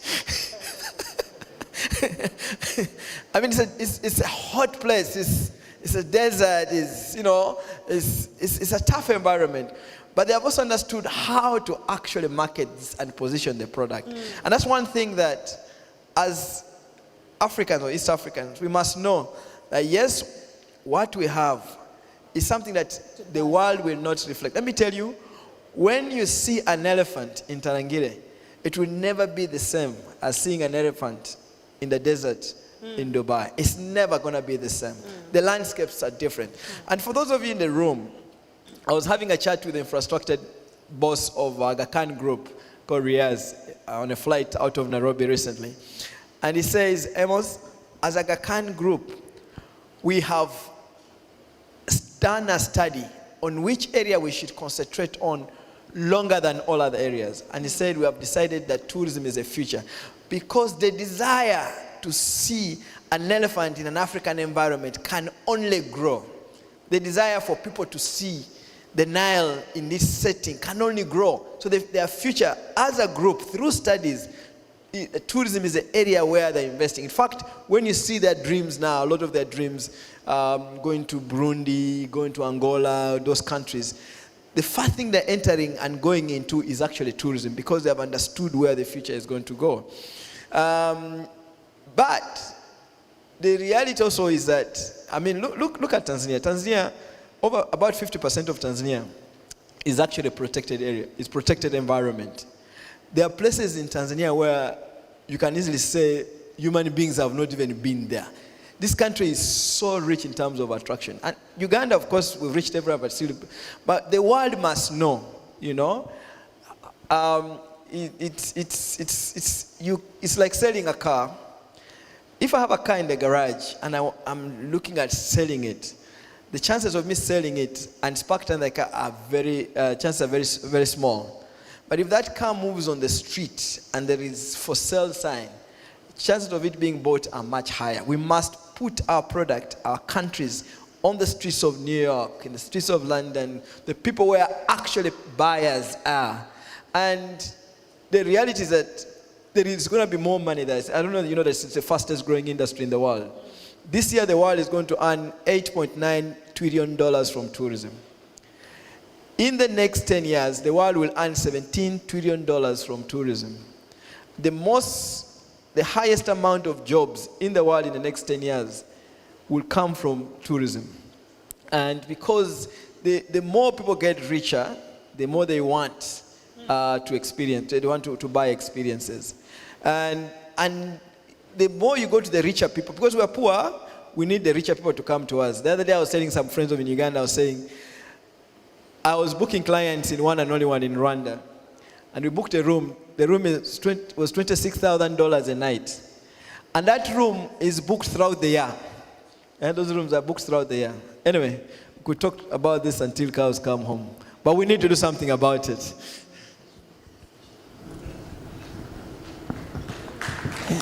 Now, someone is thinking in their mind, $26,000 a night.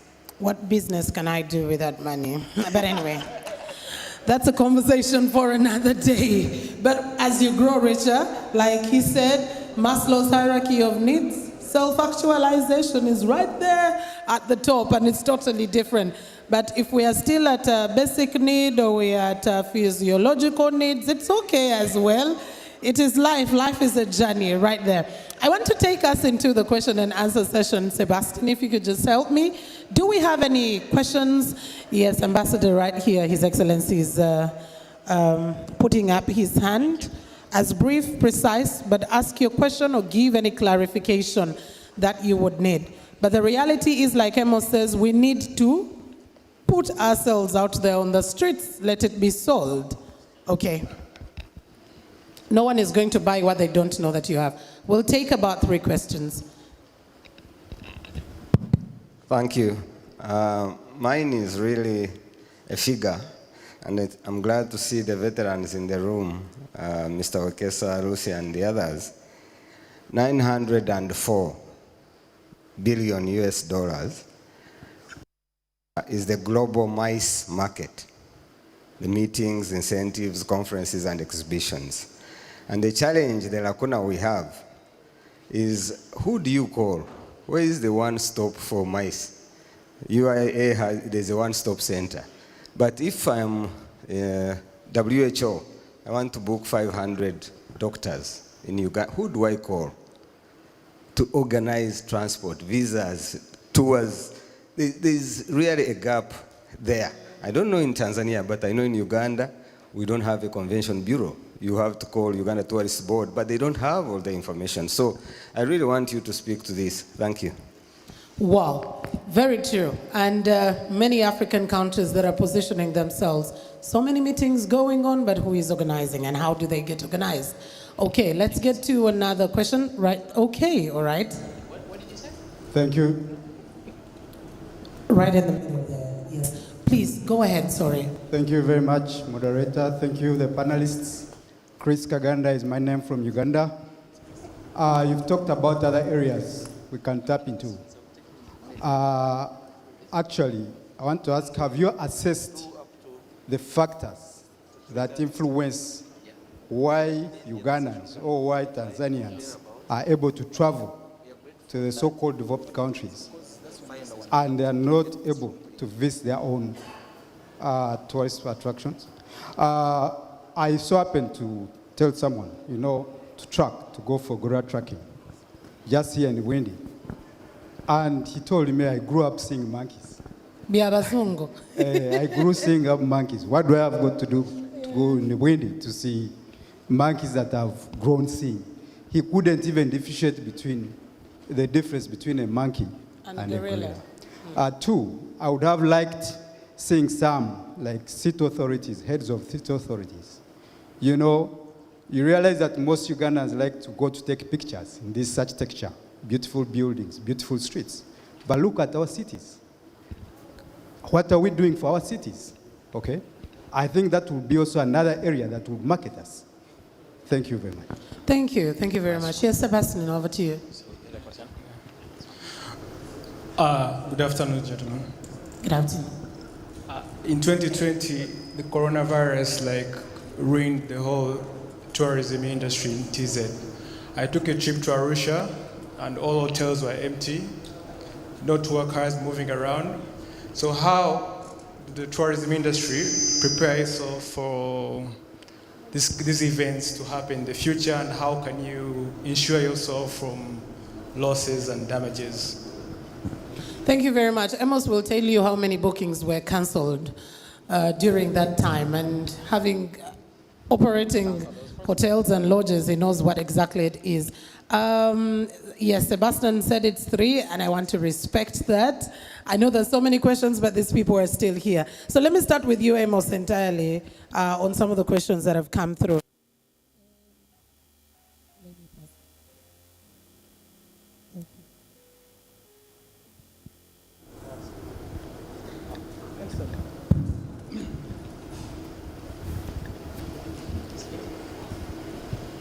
I'll answer the question of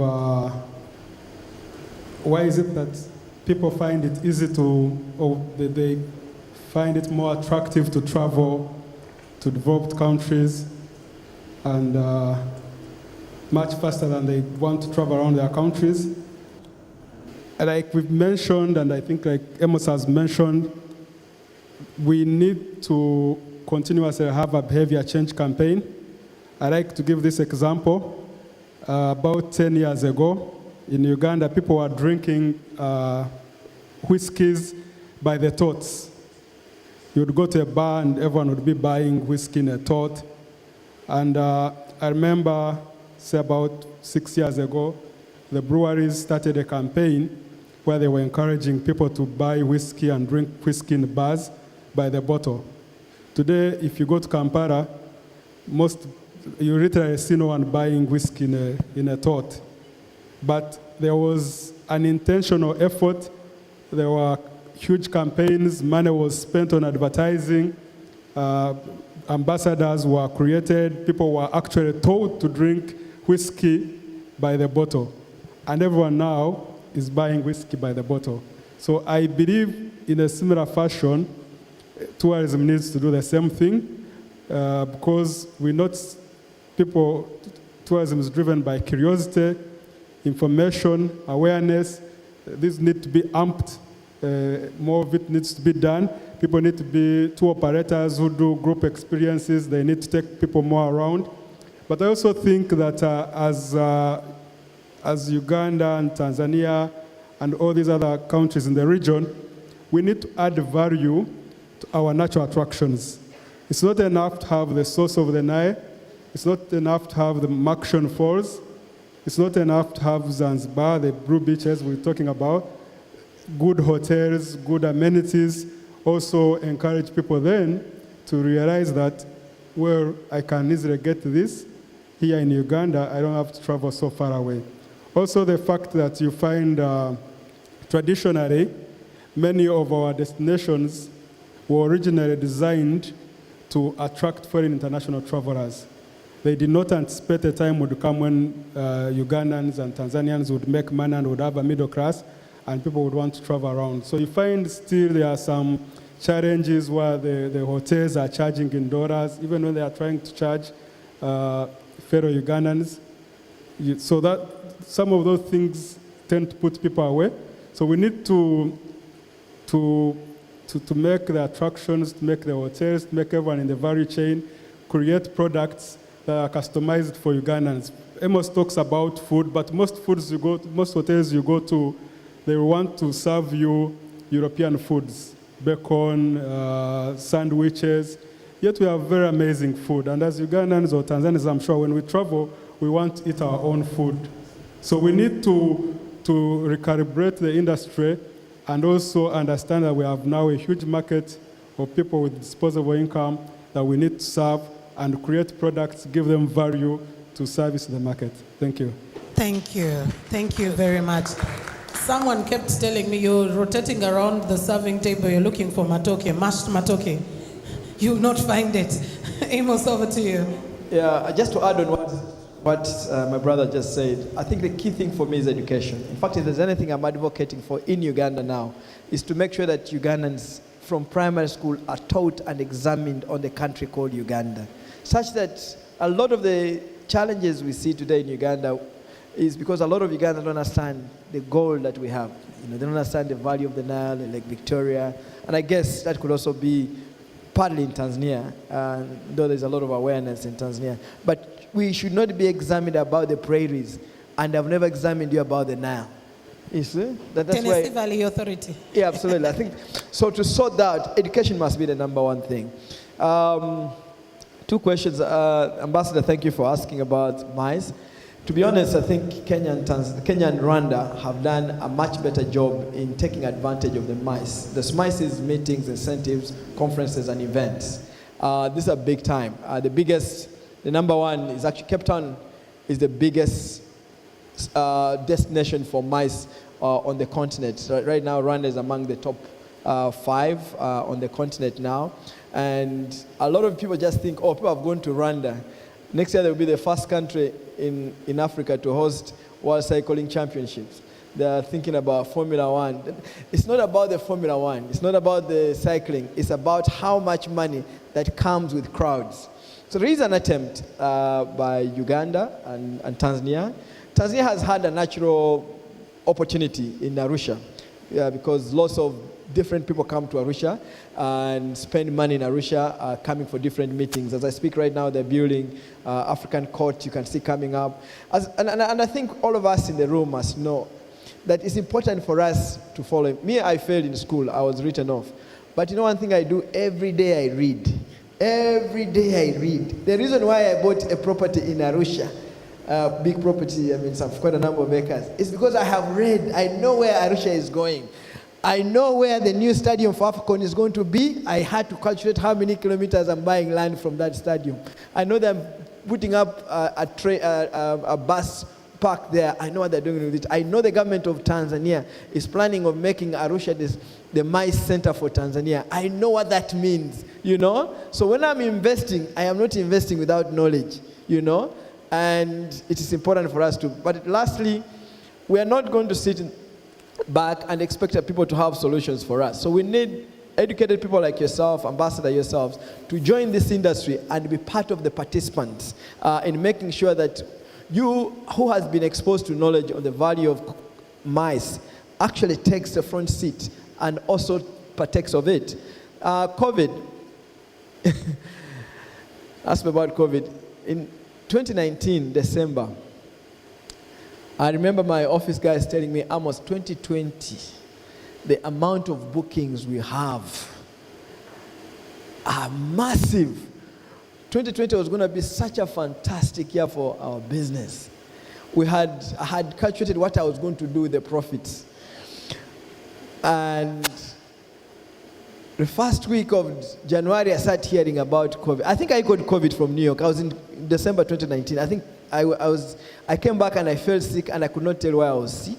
I think I had COVID. It's just that I could not tell whether it was COVID at that time. And I thought, okay, 2020, April, things start happening.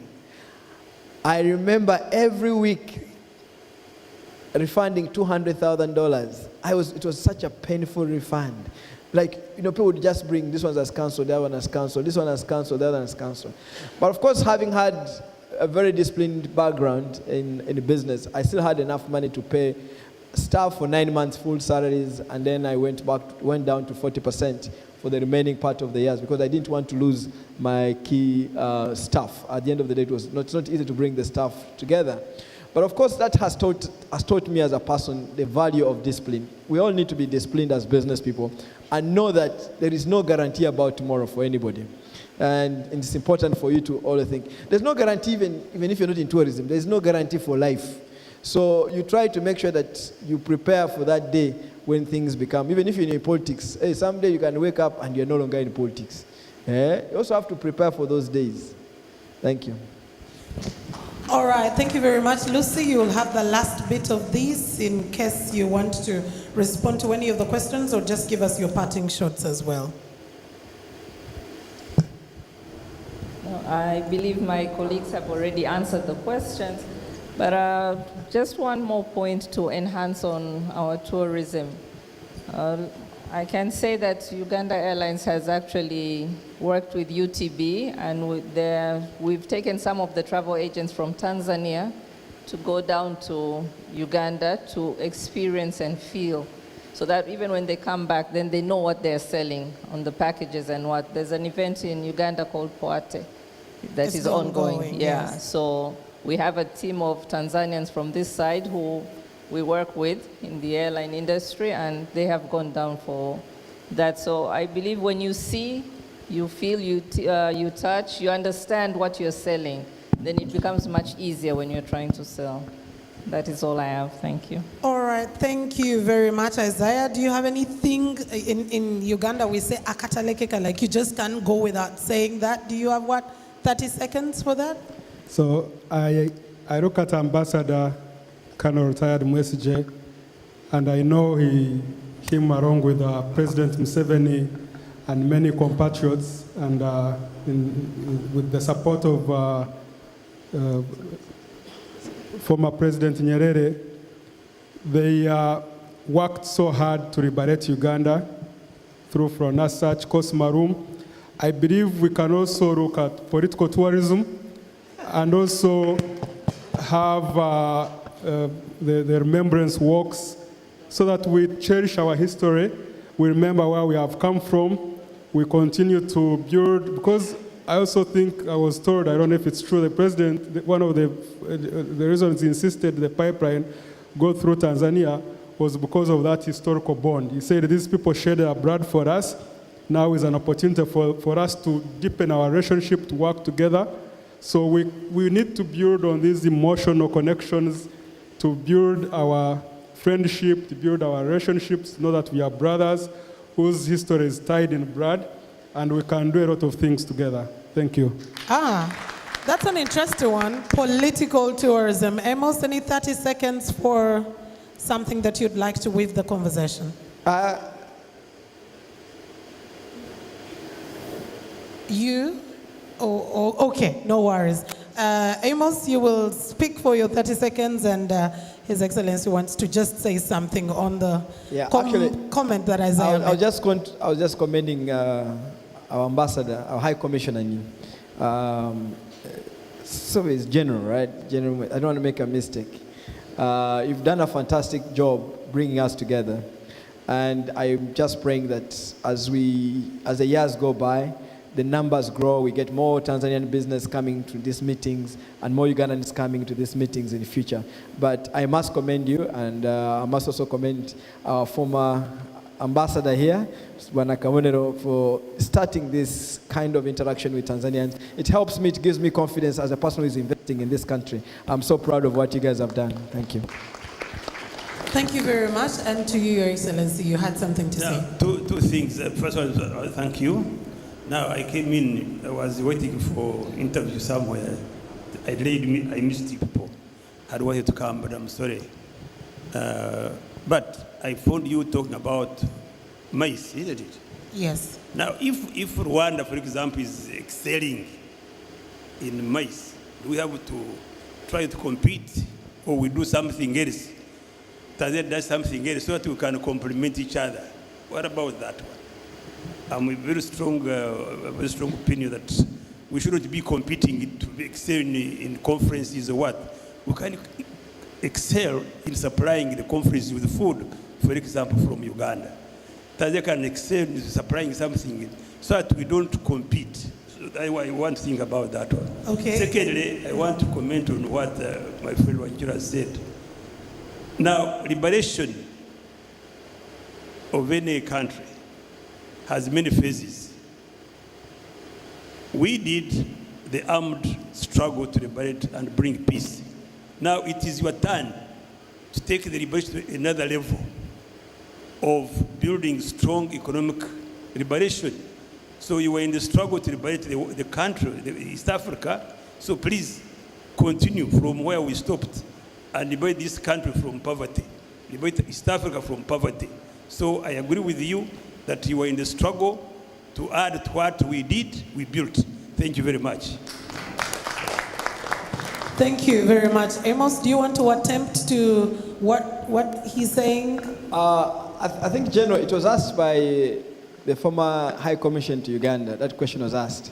But what I must say is that Africa in general gets less than about 5 or less % of the amount of money earned from tourism annually. Like I said, this year the world is going to earn $8.9 trillion from tourism. But Africa will get less than 5%. Now, this year, mice alone will earn the world over $900 billion. The idea is, even Rwanda, whatever they're doing, they're just touching the surface. So it's not even a competition, to be honest. We have ability to, the reason why Uganda, Kenya, and Tanzania are hosting AFACON, that's actually part of MICE. We can cooperate, but we need to make sure that we also tap into the international opportunities that are available. We have the ability to do that, we don't need to compete because there's no competition there, General. We are simply going to take a bit of a bigger chunk from the Western world and bring it to all of Africa. Okay, thank you very much. And I think, yes, that clears. There is a lot. It is like saying you have 10 weddings and there are only 2 venues, right? There has to be another venue opening to accommodate the other weddings as well coming through. So ladies and gentlemen, please appreciate for me my panel, but please, Amos is preparing to run away. Sebastian, please take it up. We are done with here, but these gentlemen are still here, and lady, you can continue asking any question that you'd like to ask them. Thank you so much.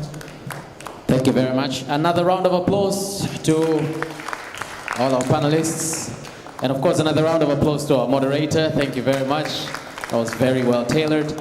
So please join me in welcoming His Excellency Major General Paul Kisesa Simuli so he can award panelists their accolades before we head on to the last panel of the conference. A round of applause to Major General, please, His Excellency, as he comes to the stage.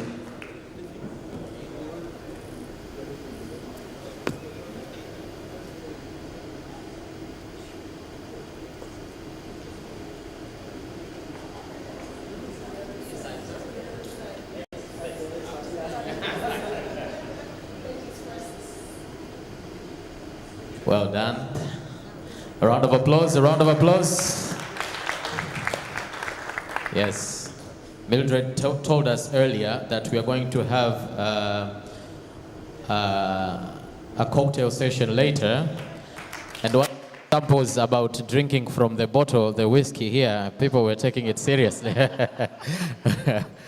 Okay, can you have the last one? You reduced the concentration a little bit there, or maybe attracted it more. So, together? Together?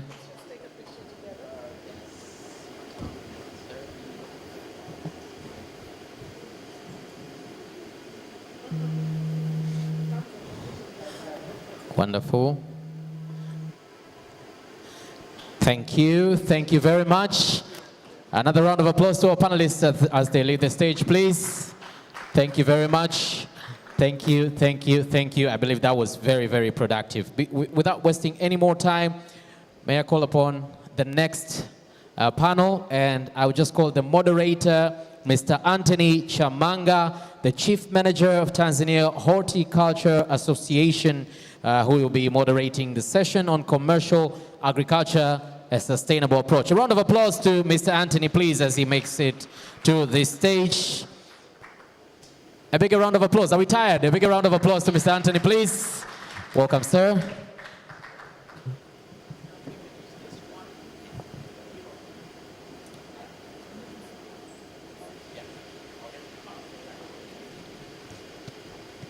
Good afternoon.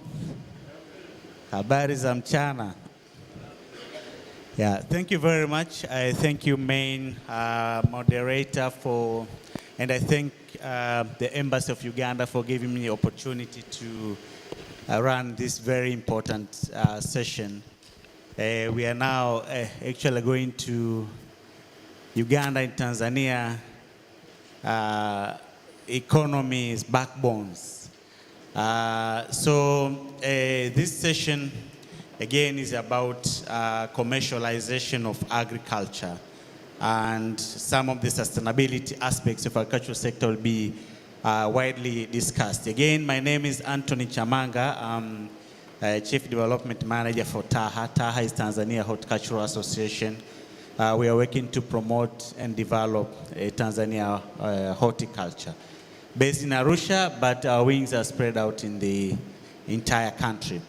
So with me is a collection of intelligent minds in the agriculture as well as Tanzania. And let me take this opportunity to ask the panelists to come forward, starting with Moses Sabiti, who is Vice Chairman for Presidential Advisory Committee on Experts in Industrial Development of Uganda, PASAID. Please, a round of applause for Moses. And Oscar Kisanga, Mr. Oscar Kisanga, Executive Director for TCCIA, Tanzania Chamber of Commerce, Industry and Agriculture. Please, Mr. Kisanga is sitting in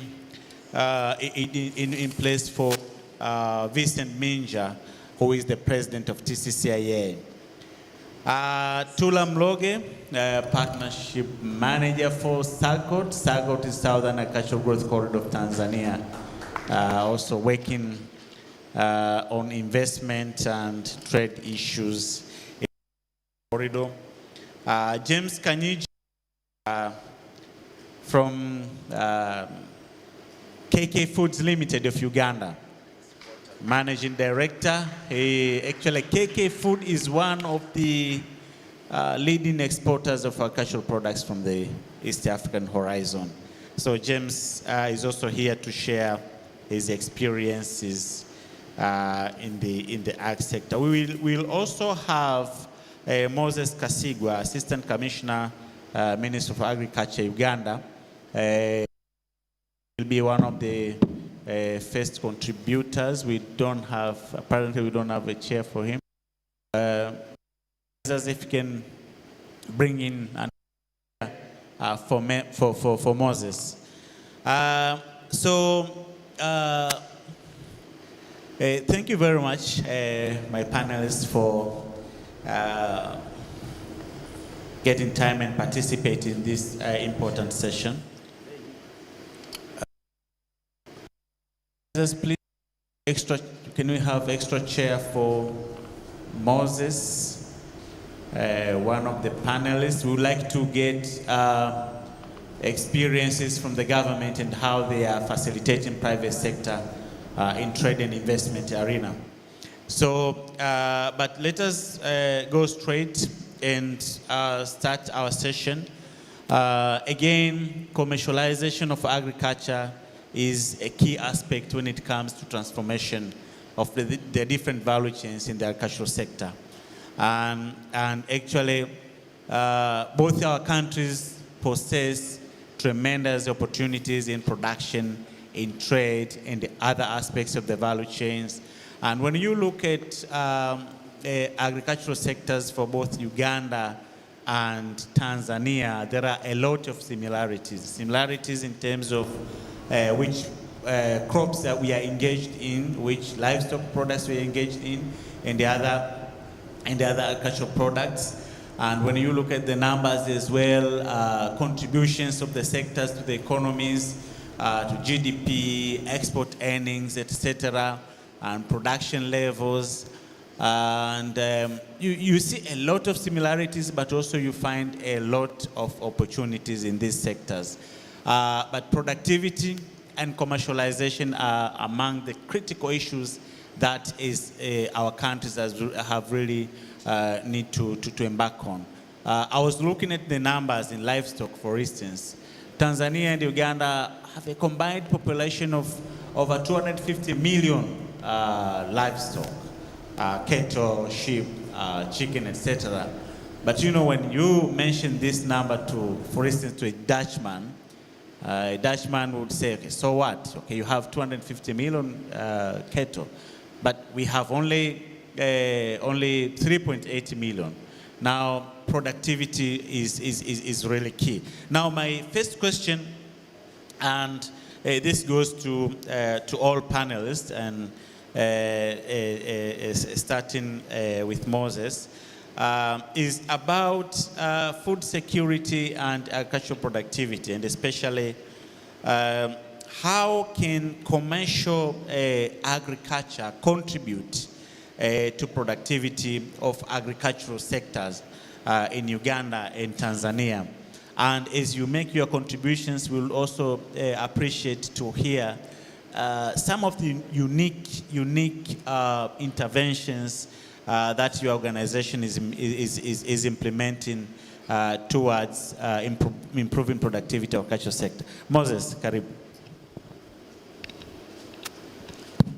Thank you, sir, for the question on food security. I may not have another opportunity to thank the High Commission of Uganda to Tanzania and your whole team for putting up this together. Thank you so much.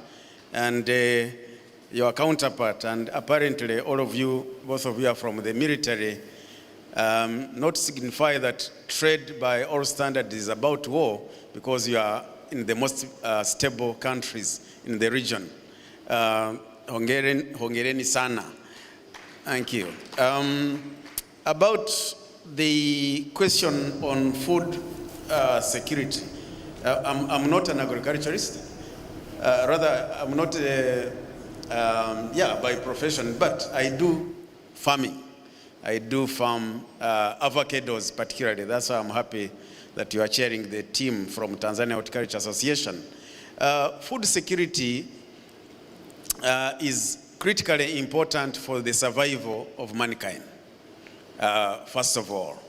And agriculture has a lot of potential for growth and development and getting our population out of poverty.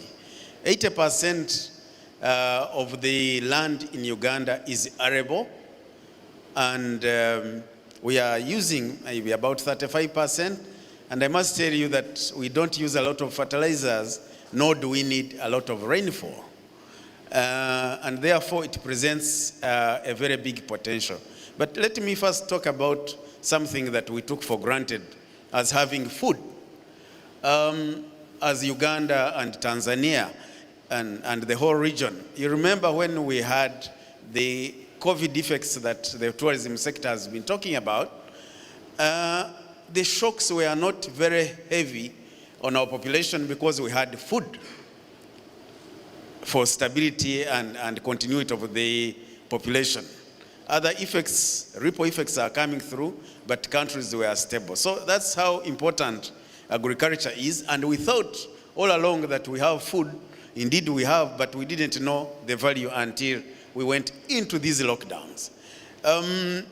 Secondly, agriculture, particularly before we talk about commercial farming, we are talking about basic farming, where about 35%, 80% of the population is involved, not commercial per se, but it is an incubator for commercial farming and growth, because you ensure there is stability of food security, but also grow food as you learn how to improve the value and have the surplus for export. Commercial agriculture is still very limited, but I will tell you, and I will give you an example of coffee in Uganda, where I would really invite most Tanzanians to invest. Uganda's exports of coffee account for about 5% of global coffee exports. But who knows this? It's a change we are trying to make.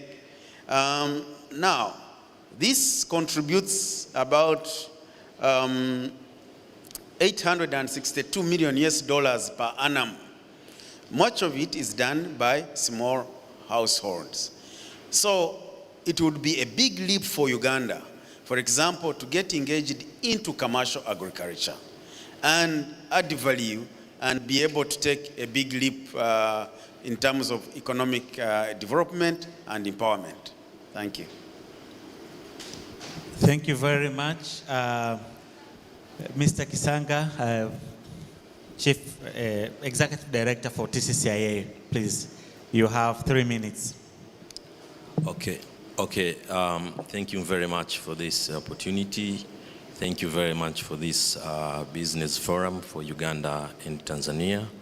I much appreciate the ambassador for arranging this a very good platform, which basically we need to exchange ideas and all business connection within these two countries and Africa in general. Before I respect to your questions, I need to give an overview about Tanzania Chamber of Commerce, Industry and Agriculture. Actually, TCIA is a private sector organization that are dealing to strengthening the business environment in Tanzania and outside of Tanzania. We are operating in 26 regional, countrywide, but again we have branches in all 120 districts in our country. The aim of TCIA basically is to enhance the strengths and provide a conducive environment for business in Tanzania. Coming to the commercialized agricultural, yes, this is a very good issue which TCIA in Tanzania collaborative with for Tanzanian government by making sure our members between Tanzania and Uganda are working together. For instance, on value-added integration chain, which basically we need to make sure agribusiness from the product processing up to the end waiting. For example, here in Tanzania, we have Tanzania Horticultural Agriculture, who provide the capacity building for the trainings and workshop for the small, medium enterprise so that can be able to make agri-processing and acquire knowledge for the transfer of technology. But again, for the commercial, we need to access the market size. You know, within Uganda and Tanzania, we have an opportunities, both we have fertile soils, water, and resources.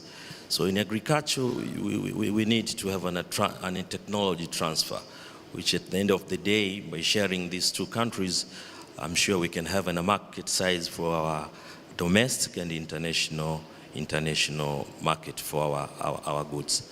So for the commercial point of view, I think using this platform, it is much better to interchange the connectivities between two countries, Uganda and Tanzania, so that will be in the place of making sure we upgrade our agricultural commodities and looking for the international market in respect. Thank you.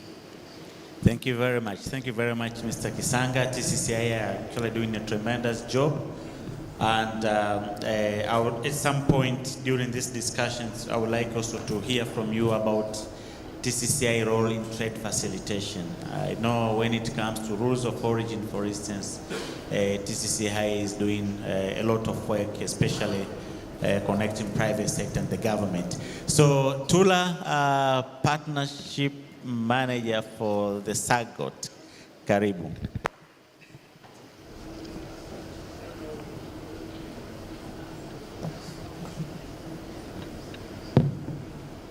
Yeah, thank you, moderator, and thank you, His Excellencies, for organizing this forum and inviting us to present and share the experience.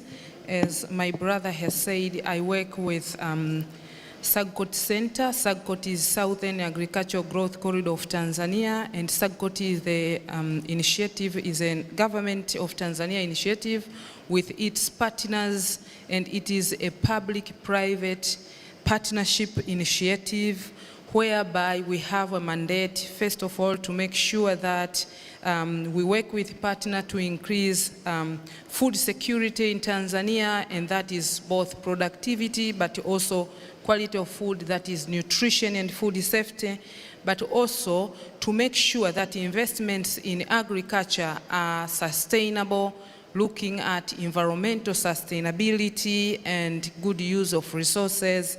And the most important thing, which I think is part of this discussion, is to make sure that farmers are inclusive, women, men, youth.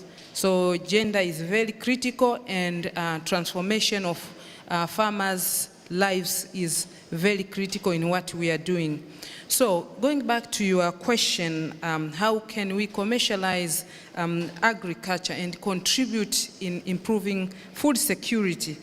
The underlying issue is increased yield, increased productivity.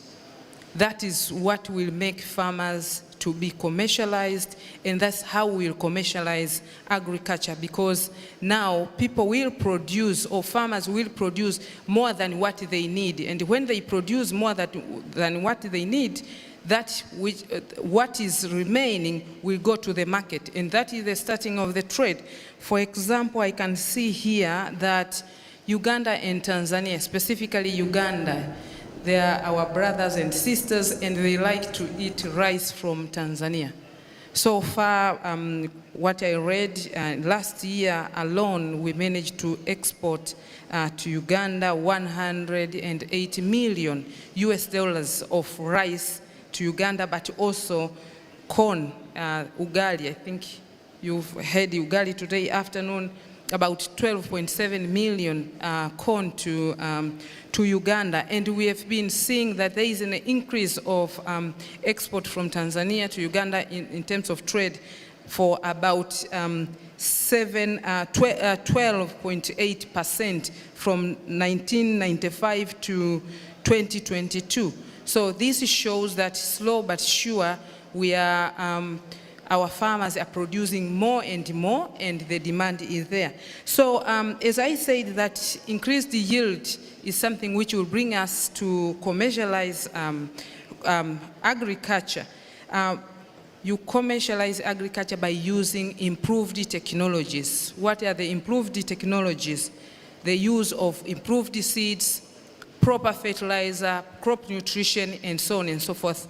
But here again, the underlying issue is soil testing and analysis. You need to know what your soil needs.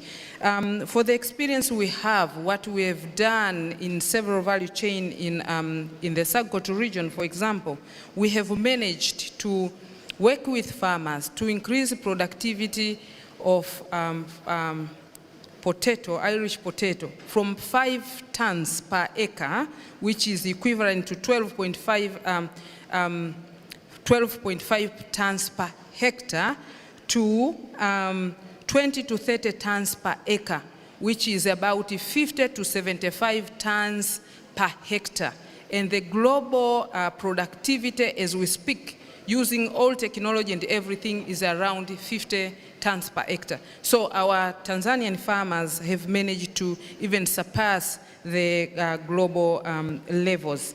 For avocado, for example, it is also critical that more and more smallholder farmers increase productivity because they work in a very small area and they have time to make sure that they concentrate on taking care of their plants. We have managed, for example, in Njombe, the average of a avocado tree. Back then, farmers used to get 30 kilograms per tree per season. But now, some of the farmers, they get up to 20 kilograms to 300 kilograms. And that goes back again to plant nutrition, simply because most of the farmers, they know the status of their soils. But when I go back to rice, we have managed to work with farmers and increase their productivity from 5 tons, and now they're in the average of 10 tons.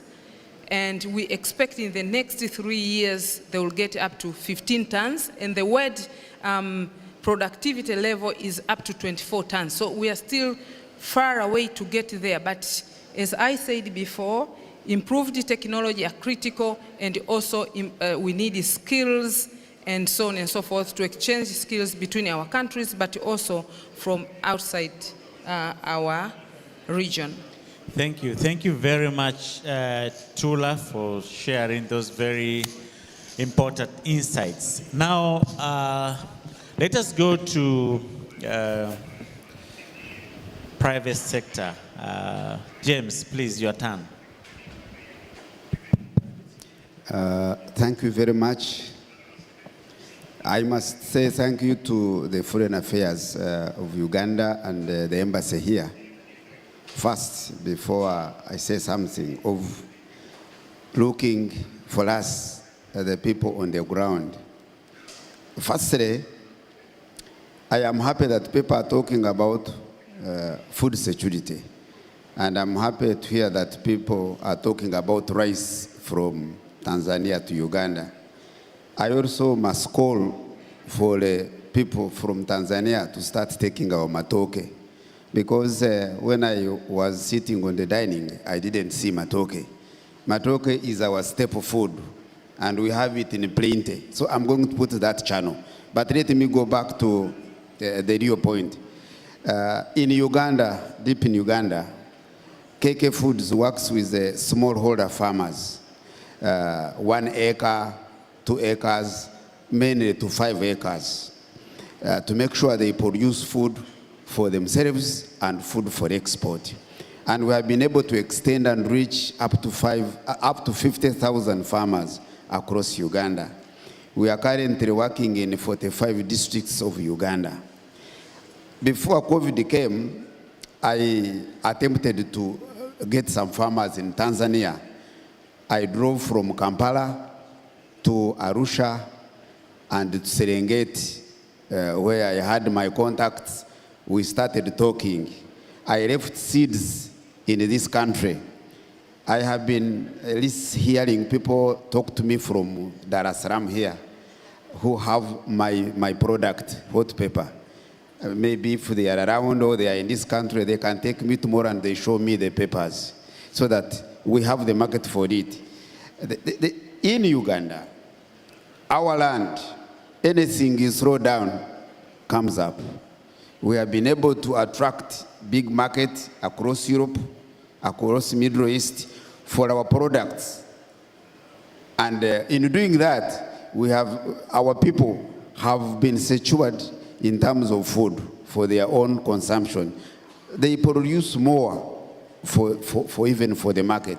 So for us as brothers and sisters, we need to be now deep in production of what we can eat here and what we can also eat in Uganda, so that we interconnect in terms of our natural heritage. Because I saw banana when I crossed Tanzania, and someone was talking to me here. I asked when I said, "Where is the bananas?" And he laughed. But I need to be now If it is tourism, let's bring it here, because our matoke are the best in the world. Are gluten-free and can be consumed any way you want, fried, mashed, boiled, in whatever form. So we need to teach the other. Now rice is coming from here for our people in Uganda. Now we need to bring matoke here. I have not even seen any sweet potato on any meal we have taken. So I have been observing, because for me I deal in food. My tourism is in food. When you go to Europe, I am Mr. Pepper, because it's what we can produce properly in Uganda. So how do we really keep our people not hungry? Is by I may say, with what we do in Uganda, we make sure it is consumed in Tanzania and in Uganda. What you do here, it should be consumed in Uganda and here, so that our people, we just have to chase hunger in Uganda. In Uganda, only one region still has a problem, Karamoja. But any other places, there is enough food. And that food, we can also export here. If I was in London today, I would be eating matoke. Every meal I will get matoke, but I did not find it here. So we needed to, this is how. Let's talk about matoke and rice. Let's not talk about rice alone, because we are the same people. I thank you. Moses, as James, you get prepared as we come first in the next round. So Moses, please. Thank you, moderator. I think first and foremost, I want to take the opportunity to appreciate the foreign affairs ministries of both governments of Uganda and Tanzania for arranging such a forum where several ideas can be exchanged and opportunities shared. And of course, we narrow the gap as we embrace the East African community as one family. I am Moses Kasigwa. I work with the Ministry of Agriculture, Animal Industry and Fisheries in Kampala. And the ministry is mandated to promote policy, programs and strategies for advancing the agricultural sector in Uganda. The issue of productivity and how it relates to commercialization, I wish to break it down into a simple language where we are looking at how can we have more production, more volume from the same piece of land. Because Uganda as a country, we are not expanding, but our population is growing. Tanzania, yes, you can say you have an opportunity to expand into the sea, but the cost of expanding land into the sea, you'd rather first utilize the land we have, such a very big and beautiful country, such that we improve the production of the available capacity of land. So we are looking to commercialize agriculture to benefit the public in three major aspects, where we are looking at food security. This is the amount of food available for the country to consume, but also nutritional security. We cannot talk about producing more volumes of a particular commodity, more volumes of horticulture, more volumes of rice, when the nutritious aspect is not well catered for. Eventually, we shall miss the point. Then finally, the third angle is making sure that productivity is related to generating income. We are past the days of growing for consumption. We want to grow for income, such that we contribute to our household livelihood. We contribute to eradicating poverty through agriculture interventions. So food security and commercialization must be looked at a lens that considers those three aspects. We are looking to ensure we intensify agriculture through use of improved varieties, through use of technology. A lot of mechanization is happening, irrigation, agro-processing innovations. So all these work together to contribute to the food security as we commercialize agriculture. Thank you. Thank you. Thank you very much, Moses. Well, I have this challenge. I'm actually standing in between this session and having guest of honor coming in. And but I'll try as much as possible to be brief. So now let us tune to market access agenda. And this, I will pose a question to James. Africa, of course, Uganda and Tanzania inclusive, we have been facing severe challenges relating to global shocks. COVID-19, Ukraine-Russia war, financial turmoil, and we are having now Middle East crisis, and we are experiencing logistics and related challenges due to Red Sea security issues. I was sharing with my colleagues here about the challenge that we have now in the fruit sector, fresh sector, that it now takes, the number of days to get your container to Europe is more than doubled before the Red Sea crisis. Now, James, this actually calls for an urgent need for our countries to look into market opportunities within ourselves, within the arrangement that we have, like SADC, African Continental Free Trade Area, EAC, COMESA, etc. Now, from private sector point of view, what do you feel that should be done in order for us, for our countries to tap into existing market opportunities within our countries, but also outside our countries, but within Africa? So Moses, sorry, James, please, 2 minutes. Thank you very much. Of course, with the COVID-19 message, I think it was a message from where we didn't know. With the Russian war, Africans, we must wake up and do the following. We must, number one, we must work on infrastructure to connect our countries to each other for a better trade. Because if we don't do our network, road networks, COMESA, SADC, all these are big markets, but we do not have connection to ourselves. Number two, railway network is almost not there. We must, even if you come to Uganda, even inland railway is not there. And that one is limiting our market access. This is what we should do so that we can take our products to our brothers who don't have it. Number three, we must trade within ourselves. Africa must wake up and start trading in ourselves. For example, East Africa alone, our population is now 600 plus million people. And that is enough for our products. We can distribute products, we can sell into ourselves, and be dependent on ourselves. Number four, it is almost impossible for Africa to connect with Africa by air. Some countries in West Africa, for example, from East Africa to West Africa is a nightmare. How do we deliver produce in those markets? And the markets are there.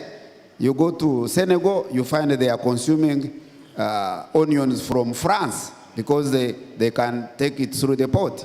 So we need to see how we can connect, Africa by air can connect to Africa. Number five, we must, the bilateral trade, for example, we have issues. They are complicated. We are actually, Africa, for example, we're going to South Africa. Getting a visa takes you a long time. Africa is not traveling within Africa because you have to sign this, sign that. We must allow free movement of people. Lastly, the free movement of people must be number one on our agenda so that we can trade within ourselves. And we also must seize the opportunity within our neighboring like Middle East, Asia, because Europe and America is almost getting impossible to trade with them. In the future, things are going to be worse because of now they are trying to put the more standards that Africans or Ugandans or Tanzanians cannot manage. So those are the factors that we must work on to achieve. Thank you. Thank you very much, James. Now, Mr. Kabiti, tell us about leveraging strengths. How can we leverage the strengths that we have in fostering commercialization of agriculture? And please be very brief. Actually, I've just seen Guest Ofana was trying to call me. He said, you are the one who delayed me coming to the podium. So please. Can I stand? I ate a lot of posho, ugali, so it is working on me.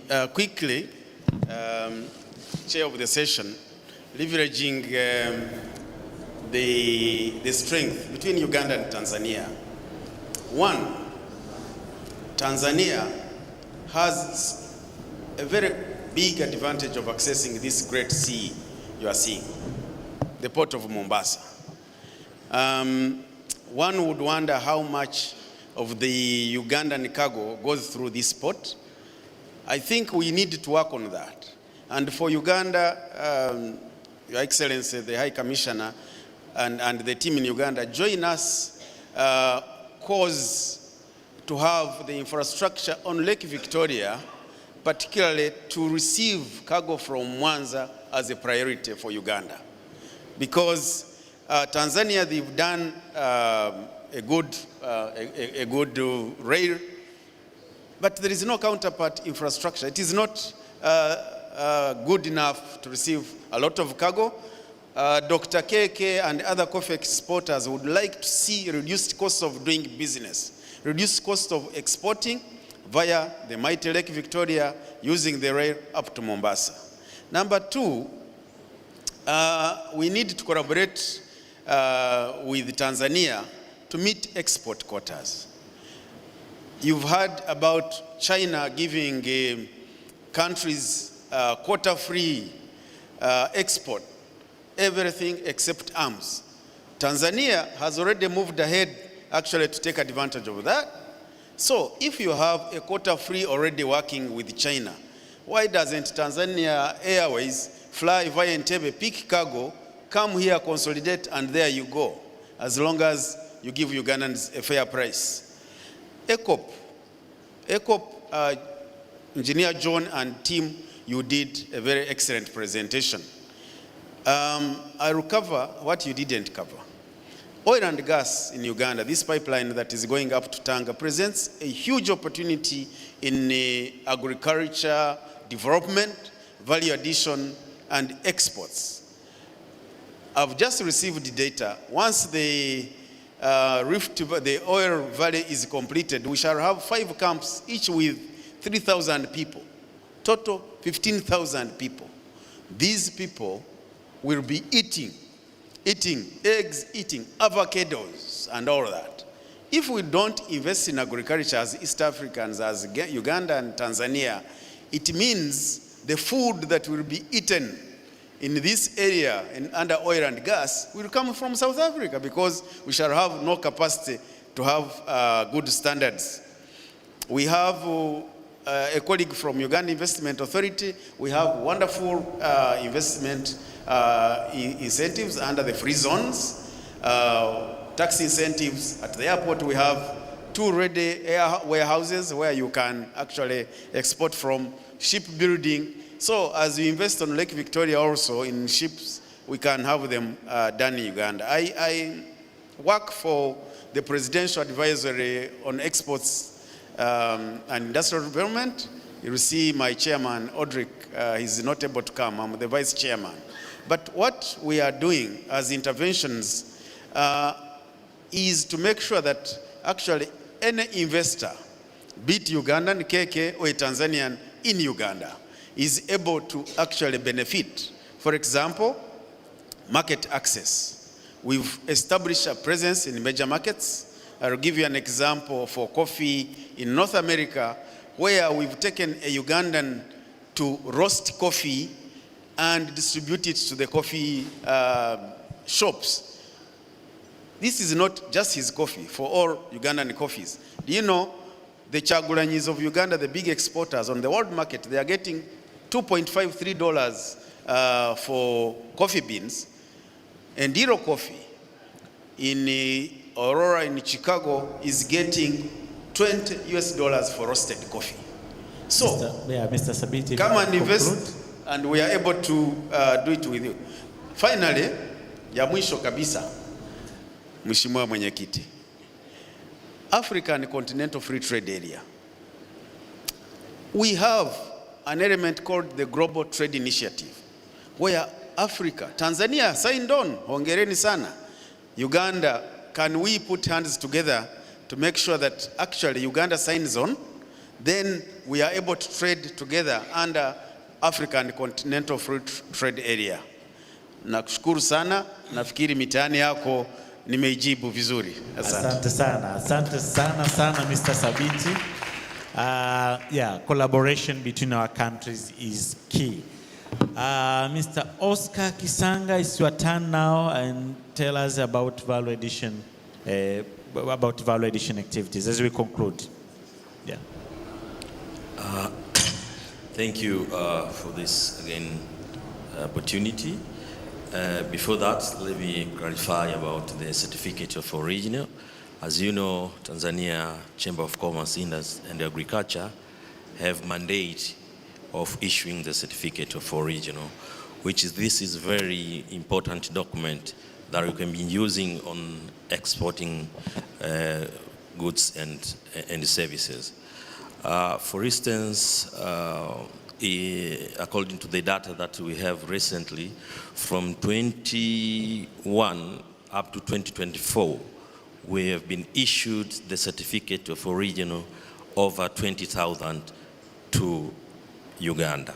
So I think this is a very good starting point, and we need to use this zero tariff policies so that we can make the collaboration of these two countries in terms of exporting goods and services. So we have borders centers for these issues of certificates, but also we have collaborating with outsourced agencies to fast track to issue this certificate of origin. In terms of value added, we think we need to adapt the technology, which basically at the end of the day, we can produce the quality products so that we can meet the standard of international market for both Tanzania and Uganda.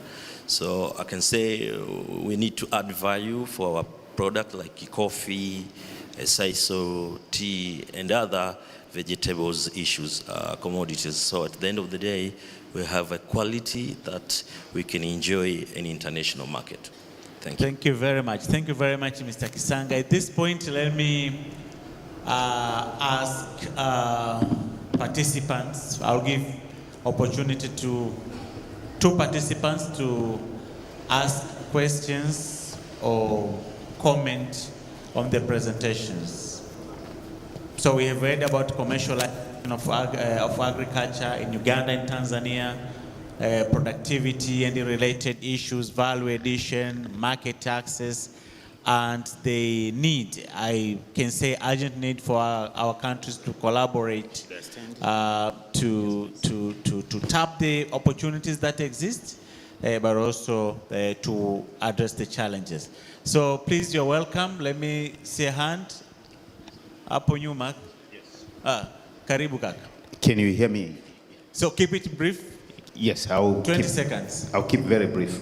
I know today is a climax of this event, but I'm not sure if our counterparts from Uganda have ever been able to visit East African market led by Chinese in somewhere in Ubungo. Now my question comes to this particular market. I know the Chinese have built a very huge market for East Africa. I think probably it will be the #1 in Eastern Africa and Central. How the size of it and things that should be expected to be in the market. So I would recommend our Ugandans investors or private sector to take a boots or to take a spot there in that particular market, because most of the products in the entire East African region will be sold and be marketed in that particular area. I'm not sure any Tanzania government official can explain this, but I'm inviting my Uganda's private sector to visit that market before you leave to Uganda, so you can take a look how huge the market is, how the potential, the location strategically located, whereby you can reach the market easily. And Chinese are the ones who would manage that market. Thank you. Thank you very much. I believe Minister of Industry and Trade is here, and also we have Tanzania Investment Center. It's just a matter of packaging information and sharing with Ugandan Embassy so that our Ugandan counterparts can also have knowledge on that platform. So another question, last one. If there is no question, let me take this opportunity to thank my fellow speakers for very good contributions in this panel. Very much, you have been immense. It's very unfortunate that we didn't have enough time. I also thank Your Excellency, thank you for giving us opportunity and making agriculture as part or is a key topic in this forum. Thank you very much. Please a round of applause to the panelists and to me. Thank you very much. Asante sana. Very nice. Can we have another round of applause to the panelists, please, as well as our moderator? And I would like to welcome to the stage again His Excellence Major General Paul Kisesa Simuli, the High Commissioner of Tanzania to Uganda, to award the accolades to our speakers of the last discussion. Can we have a round of applause to His Excellency, please, as he makes it to the stage? We are thankful for that. I hope it was very, very, very productive. I believe it was very productive because this is the backbone of both our countries. So the same way we did it.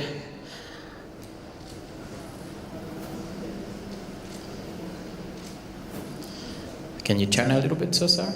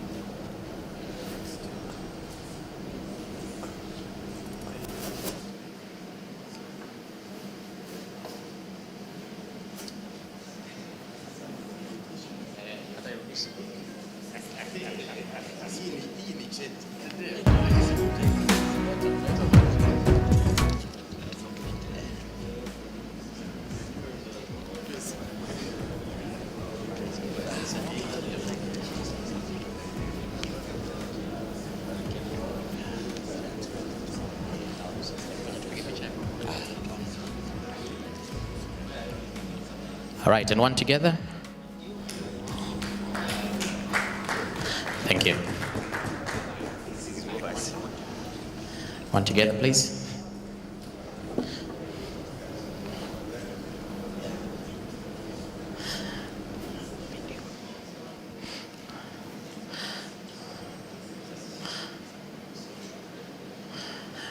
Thank you. Thank you. Thank you. Can we say, okay, another round of applause as they make it outside? Yes, thank you very much. Our panelists, can we make it?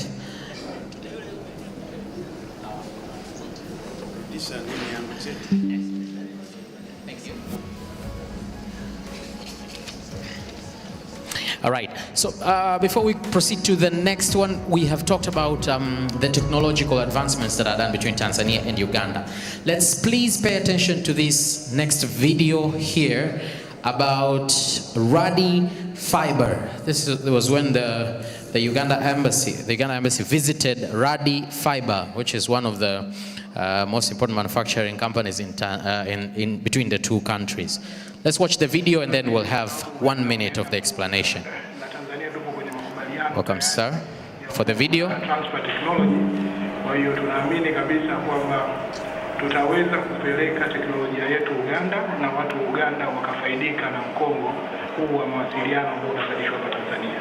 Here as the Uganda Investment Authority, in addition to attract this company to come and invest in Uganda, and we have seen the high technology that is here, the high quality products that we are producing, the fiber optic solution, which we really also need back home, because definitely we have seen where they can be applied for security purposes in the pipeline, oil pipeline that is going to be constructed from Hoima up to Tanga.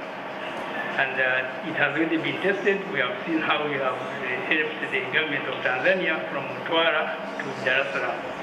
So this is a testimony that actually in the region we have such a high quality factory that can produce such high innovative products.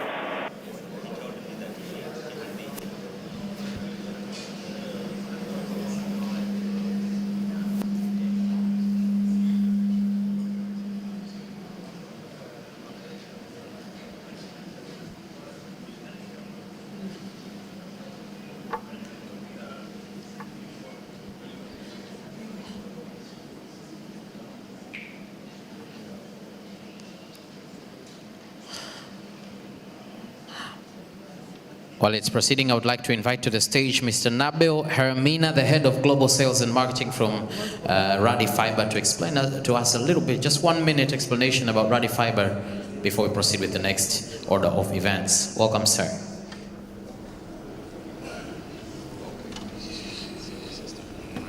Assalamu alaikum. I'm Nabil Hermina, the head of global sales in Radi Fiber.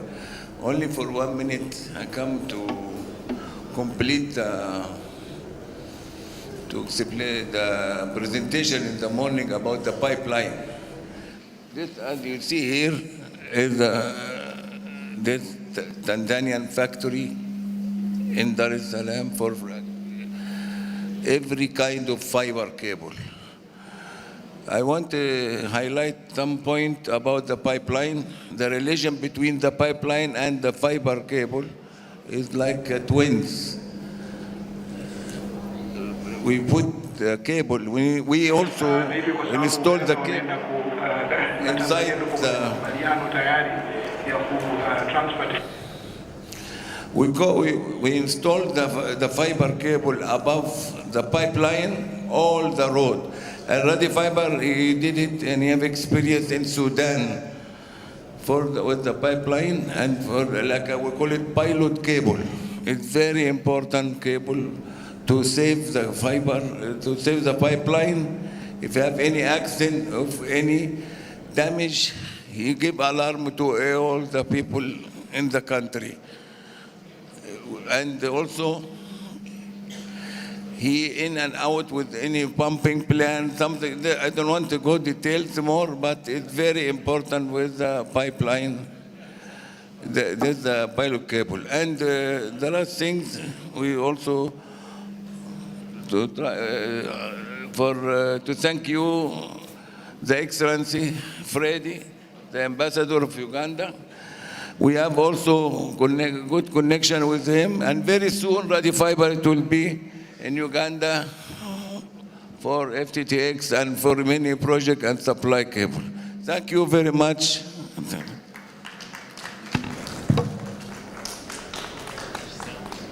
Thank you very much, Radi Fiber. So now we are going to have a very short break, a 5 minutes break. But before we have the break, I would just like to remind that the front seats are for the VIPs and the speakers. Participants, when we come back, will sit where we were sitting yesterday or as we are sitting right now. So if there are any participants sitting on the VIP area, please let's make sure when we come back from the break, you're sitting on the white chairs so we can have enough room for the VIPs. That's the first one. The second one, we are going to have the closing ceremony immediately after coming back. We are breaking for only 5 minutes. Only 5 minutes. In those 5 minutes, we need everybody to catch the break outside, because we are preparing for the closing ceremony. So can we have everybody please move outside? We have coffee, we have snacks there waiting for us. So can we move all of us outside for preparation of the closing ceremony? Please, can everyone please move outside? We are going to have a 5 minutes break, and then we will invite everybody in again. We will stand up to give him a standing ovation, and then we'll have the anthems, the 3 anthems before we proceed. Can anyone give me a heads up when they get here?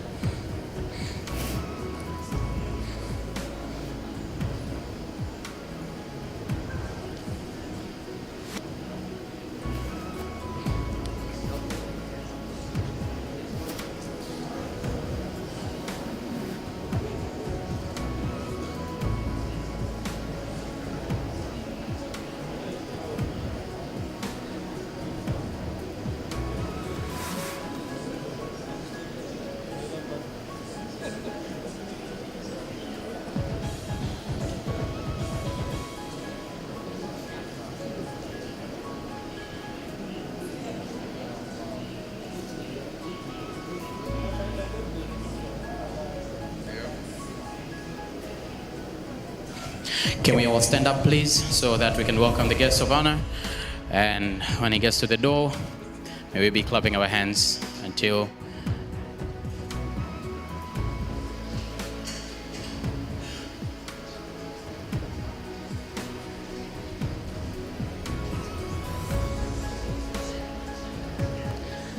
all right, he's receiving a briefing. Naomba tafadhali tuketi. May we all sit, please. False alarm. False alarm. But meanwhile, I would like to give you an announcement. After here, we will have a cocktail session, as it was told. Some, time to catch up, some time to network. It will be a very informal event. So the people that would wish to go to the cocktail, they can get, I think we have some coupons here. After they're getting out, you will get the coupons there, and we'll have the session upstairs. But for now, let's get ready for the opening ceremony. I'm in the closing ceremony.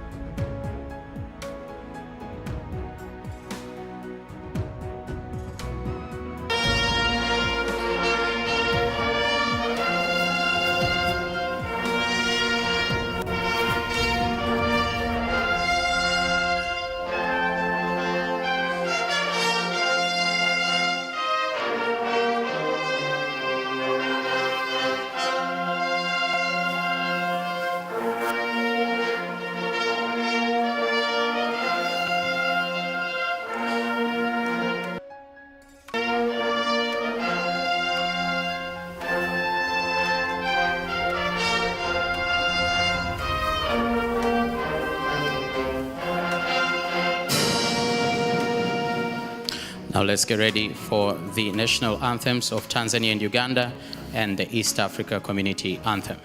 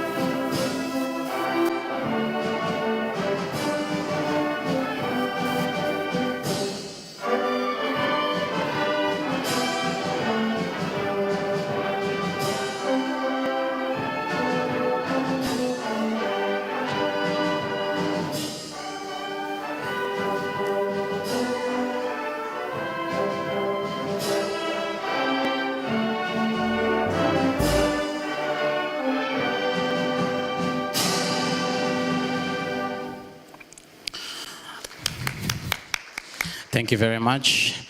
Can we sit, please?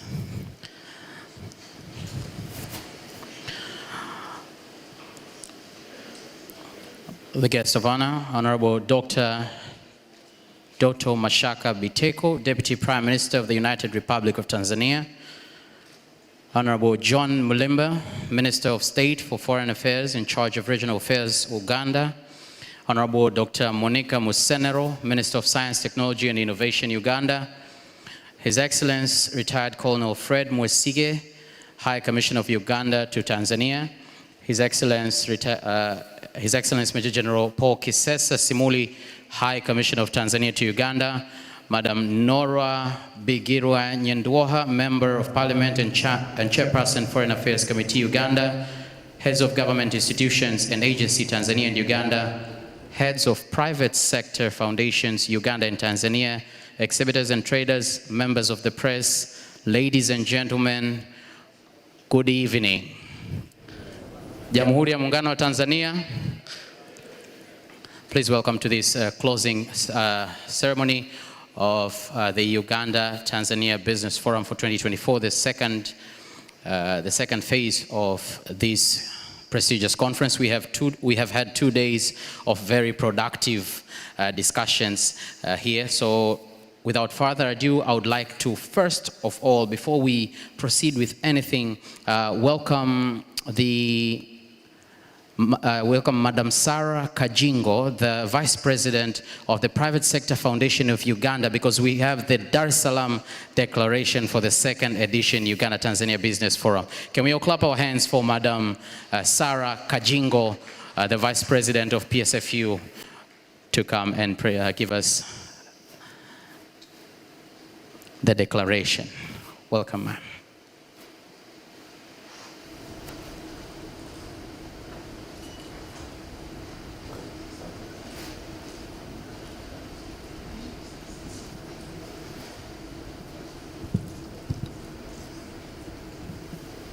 Good evening, ladies and gentlemen. Jina langu ni Sarah Kajingo, Vice Chair of the Private Sector Foundation of Uganda. Mheshimiwa Doto Mashaka Biteko, Naibu Waziri Mkuu na Waziri wa Nishati Tanzania. Waheshimiwa mawaziri na wafanya biashara, ladies and gentlemen. Mheshimiwa, naomba niendelee na hotuba langu kwa sababu itifaki imezingatiwa. Asanteni sana. I've requested the Right Honorable Prime Minister to allow me stand on the protocol already cited and go straight to the declaration after a productive 2 days. Thank you, Right Honorable. Dated the 24th of May, 2024, here in Dar es Salaam, the declaration of the second edition of Uganda-Tanzania Business Forum. Following the successful hosting of the first edition of the Uganda-Tanzania Business Forum in Kampala in 2019, and cognizant of the need to continue strengthening the business linkages and bilateral relations between Uganda and Tanzania, the second edition of Uganda-Tanzania Business Forum was convened here in Dar es Salaam from the 23rd to the 24th May 2024. The participants applauded the Uganda High Commission in Dar es Salaam and the Tanzania High Commission in Kampala for spearheading the convening of the second edition of the Business Forum and all participants in making this Business Forum a success. The Right Honorable Kassim Majaliwa, Mheshimiwa Prime Minister of the United Republic of Tanzania, was the guest of honor at the Business Forum. He stressed the need for the two countries to continue working on avenues that ensure free movement of goods and services between our two countries and the region at large. The Business Forum was attended by Honorable January Makamba, Minister of Foreign Affairs and East African Community of the United Republic of Tanzania, Honorable John Mulimba, Minister for Regional Cooperation of the Republic of Uganda, Honorable Monica Msenero, Minister of Science and Technology of the Republic of Uganda, Honorable Nora Bijirwa Nyendoha, Member of Parliament and Chairperson Foreign Affairs Committee, and Honorable Fred Opolot, Member of Parliament and Deputy Chairperson Foreign Affairs Committee. The forum was also attended by the High Commissioners of Uganda and Tanzania, senior government officials, myself, the Vice Chair of the Private Sector Foundation of Uganda, the Chair of the Tanzania Private Sector Foundation, captains of industry and business executives. The ministers and private sector bodies expressed gratitude towards the support from His Excellency President Yoweri Kaguta Museveni and Her Excellency President Dr. Samia Suluhu Hassan for fostering strong bonds of bilateral relations anchored on historical ties, blood relations, fundamentals of Pan-Africanism, and regional integration for the benefit of the people and growth of economies of our two countries and the region at large. They recalled the cordial ties between Uganda and Tanzania and expressed commitment and enthusiasm of both countries to jointly address the challenges of doing business in our respective countries. The ministers directed government officials to undertake realistic and practical measures to facilitate trade and investment in our both countries for sustained growth and development of both economies. The ministers emphasized the commitment of the respective countries in resolving all challenges affecting the ease of doing business in Uganda and Tanzania, and committed to the following. Number one, work within the respective institutions and bilateral frameworks to remove all barriers to trade and fast-track the operationalization and implementation of the East African Community Common Market and Customs Union protocols to achieve quota-free trade. Promote Buy East Africa and Build East Africa within the EAC Common Market protocols in order to widen the market base and remove inefficiencies across borders. Ensure competitiveness and collaboration in respect to comparative advantage in order to eliminate non-tariff barriers. Enhance value addition in commercial agriculture, manufacturing, energy, and processing of minerals. Strengthen trade and business linkages for favorable balance of trade between our two countries. Continue engagements in various frameworks, such as business forums, with a view of resolving and eliminating trade barriers, identifying business opportunities, addressing challenges to trade and investment, as well as undertaking joint ventures and collaborations.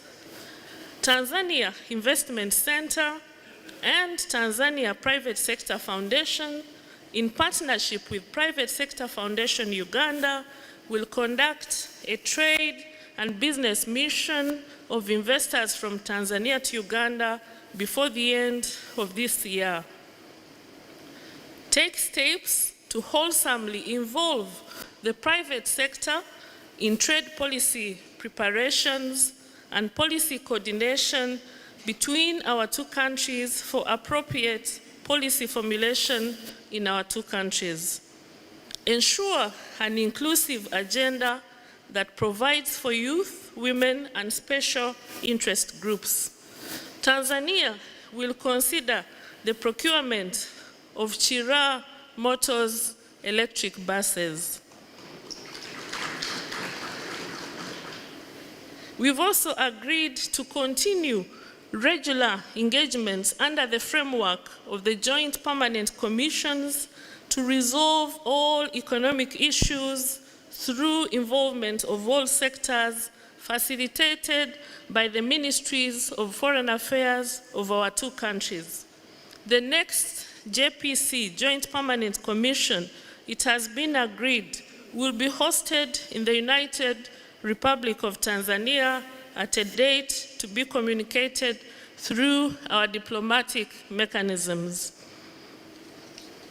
Continue identifying projects which have potential mutual benefit to our countries and jointly mobilize resources to undertake such projects. Resolve the remaining issues of Fifth Freedom rights for Uganda Airlines on the Dar es Salaam-Zanzibar route. We've also agreed that our two countries, Tanzania and Uganda, will consider knowledge transfer and training in processing of minerals.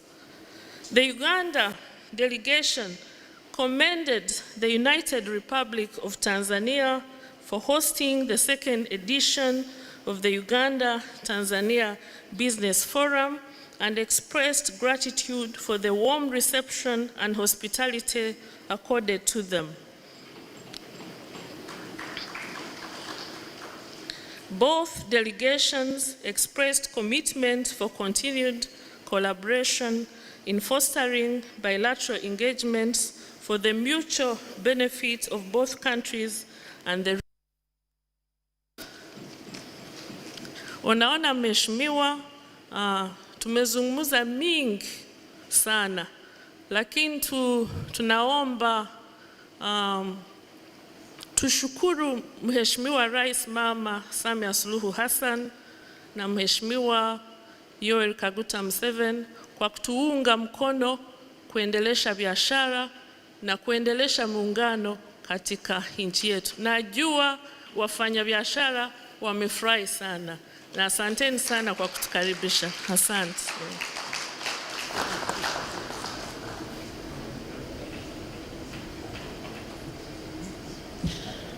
Another round of applause to Madam Sarah Kajingo, please. Kiswahili kizuri kabisa. Kwa jana Mheshimiwa Waziri alitolea mfano kwamba Kiswahili kilifia Uganda, kinaona kimefufuka. So yesterday we had the privilege of hearing a bit from Honorable General Makamba, Minister of Foreign Affairs and East African Community, Tanzania. And today we are lucky enough to have remarks from Honorable John Mulemba, Minister of State for Foreign Affairs in charge of Regional Affairs, Uganda. Can we all please clap our hands as we welcome Honorable John Mulemba for his remarks.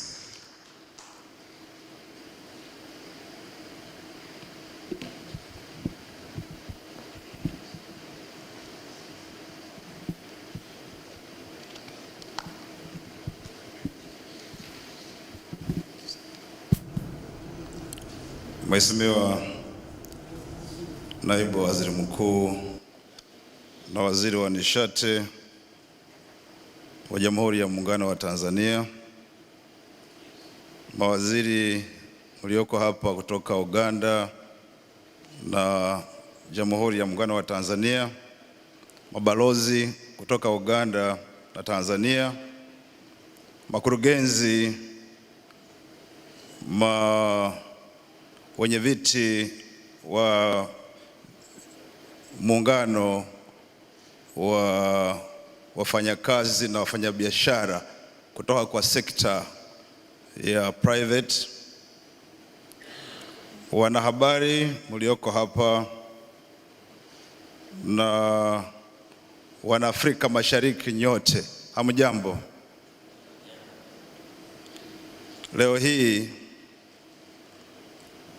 Mheshimiwa Naibu Waziri Mkuu, nadhani wewe pia utashangaa kuona ya kwamba Waganda walioko hapa wanatoa hotuba zao kwa lugha ya Kiswahili. Walivyosikia Bisara akiongea Kiswahili niliona ukishangaa, ukaangalia mimi mara mbili, ukasema kwa kweli mmeendelea, na nikahakikisha kwamba tumeendelea.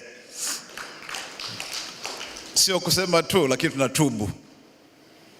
Na kwa hivyo unibalie kwa niaba wajumbe kutoka Uganda, kwa niaba yangu kuwashukuru kwanza kabisa serikali ya Muungano wa Jamhuri wa Tanzania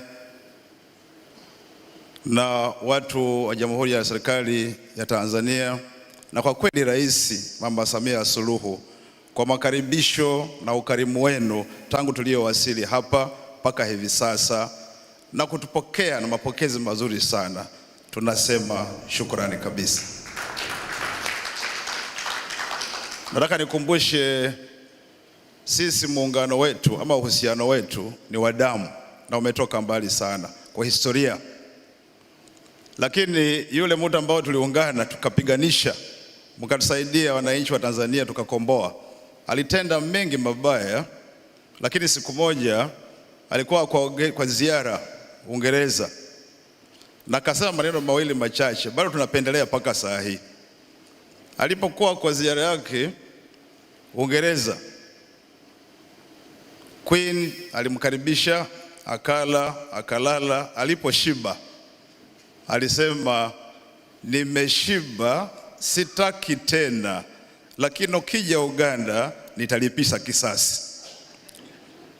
Na sisi pia tumekaribishwa, tumeangaliwa vizuri, tumekaa kwa hisani, nasi pia tumeshukuru. Na naweza kurudia ile msemo wa Bwana Idi Amin, ingalau tulimupiga tukamuondoa, lakini hiyo msemo alisema ni mzuri. Tunataka kusema kwamba nyinyi mkija Uganda, nadhani mnakuja, tutawalipisha kisasi. Allow me express my appreciation and the people of the United Republic of Tanzania for the warm hospitality extended to us and my delegation since we arrived in Dar es Salaam. I have received very encouraging reports from my delegation regarding the well thought out content, enlightening presentations and discussions, and constructive feedback from facilitators and participants. It was a great honor listening to the Prime Minister, Right Honorable Kassim Majaliwa, who stressed the need for continued engagement and collaboration between our two countries, both Uganda and the private sectors. We may not have achieved all we set out to accomplish, but the message is clear. We need to transform our long-standing historical, warm bilateral ties into tangible economic benefits and improved welfare of our two peoples. I applaud our diplomatic missions in both Kampala and Dar es Salaam for working together to promote our economic and commercial interests. I am glad that two of my colleagues in Parliament, the Honorable Vigirwa and Honorable Fredo Polot, have actively followed the proceedings of this forum. Under the parish development model, we are empowering households in Uganda to add value to agricultural products and make them more competitive in both local and regional markets. Improved production has been matched by enhanced market access and presence, as well as investments in various sectors such as energy, transport, tourism, and so forth. It's also imperative that we must continue pitching our investments. Mheshimiwa Naibu Waziri Mkuu, as government, we pledge to continue working with respective institutions and bilateral framework to remove barriers to trade, fast-track operationalization of East African Customs Union protocols on free movement of goods and services, and minimize restrictions. Serikali ya Uganda imejitolea kuheshimu na kuhusisha kikamilifu itifaki za soko la pamoja na yale ya umoja wa forodha. Tunasema hakuna kwa vizuizi visivyo vya ushuru. Hiyo tumekataa kamwe. Na tunaomba sisi sote kama wanachama wa Afrika Mashariki tufuatilie huo mwendo. Once again, I wish to thank the organizers of this forum, the presenters, the moderators, the business community, and most sincerely, I would like to thank the Ugandan community in Tanzania. Yesterday, when I was introducing people, I didn't introduce the Ugandan community in Tanzania. Wherever you are, I would like to request you to stand up. Please, Ugandan community in Tanzania. Are we around? Thank you very much for making it happen. We have the ambassador here, ambassador in his official capacity, but we also have you, the ambassadors, the other side. You really buttress him to make this happen. I thank the private sector, the media, the technicians, the sponsors, and the management of Rotana Hotel for delivering a successful event.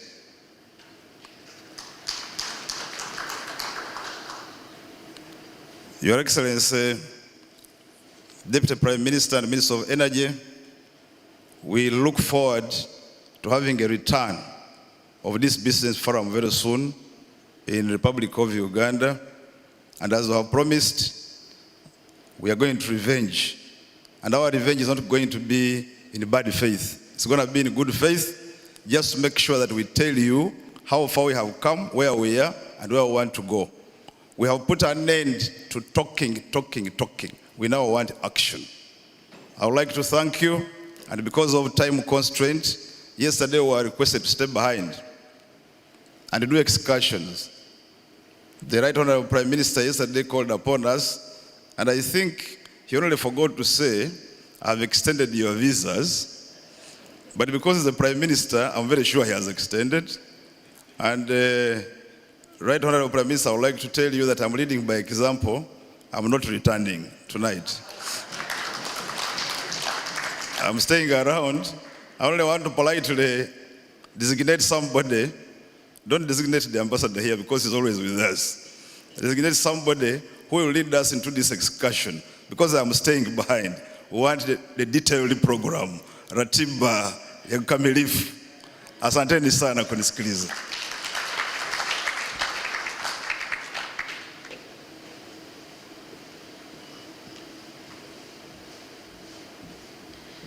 Thank you very much, Honorable John Mulimba. He's our Minister of State, Foreign Affairs in charge of regional affairs.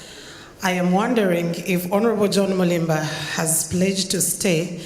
It looks like the entire team is going to stay behind. I hope Tanzania has enough space for us, and we definitely know that you do.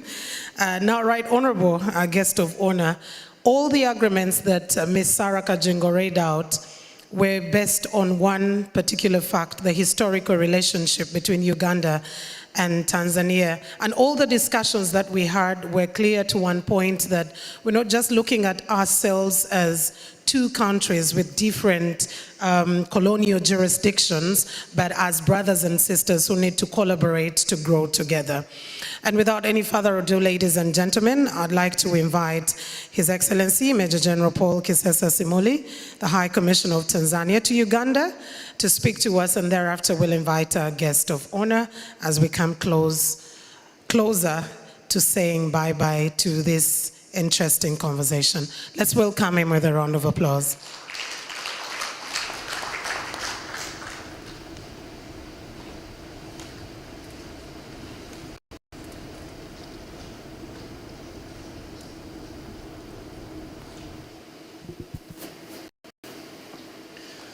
Mheshimiwa Dr. Mashaka Biteko, Waziri Mkuu na Waziri wa Nishati wa Jamhuri ya Muungano wa Tanzania, Mheshimiwa John Mulimba, waziri wa nchi mambo ya nje anayeshughulikia masuala ya ushirikiano wa kikanda wa Jamhuri ya Uganda, Mheshimiwa Dr. Monica Musenero, waziri wa sayansi na teknolojia wa Uganda, Mheshimiwa Kanali mstaafu Fred Mwesije, balozi wa Jamhuri ya Uganda katika Jamhuri ya Muungano wa Tanzania,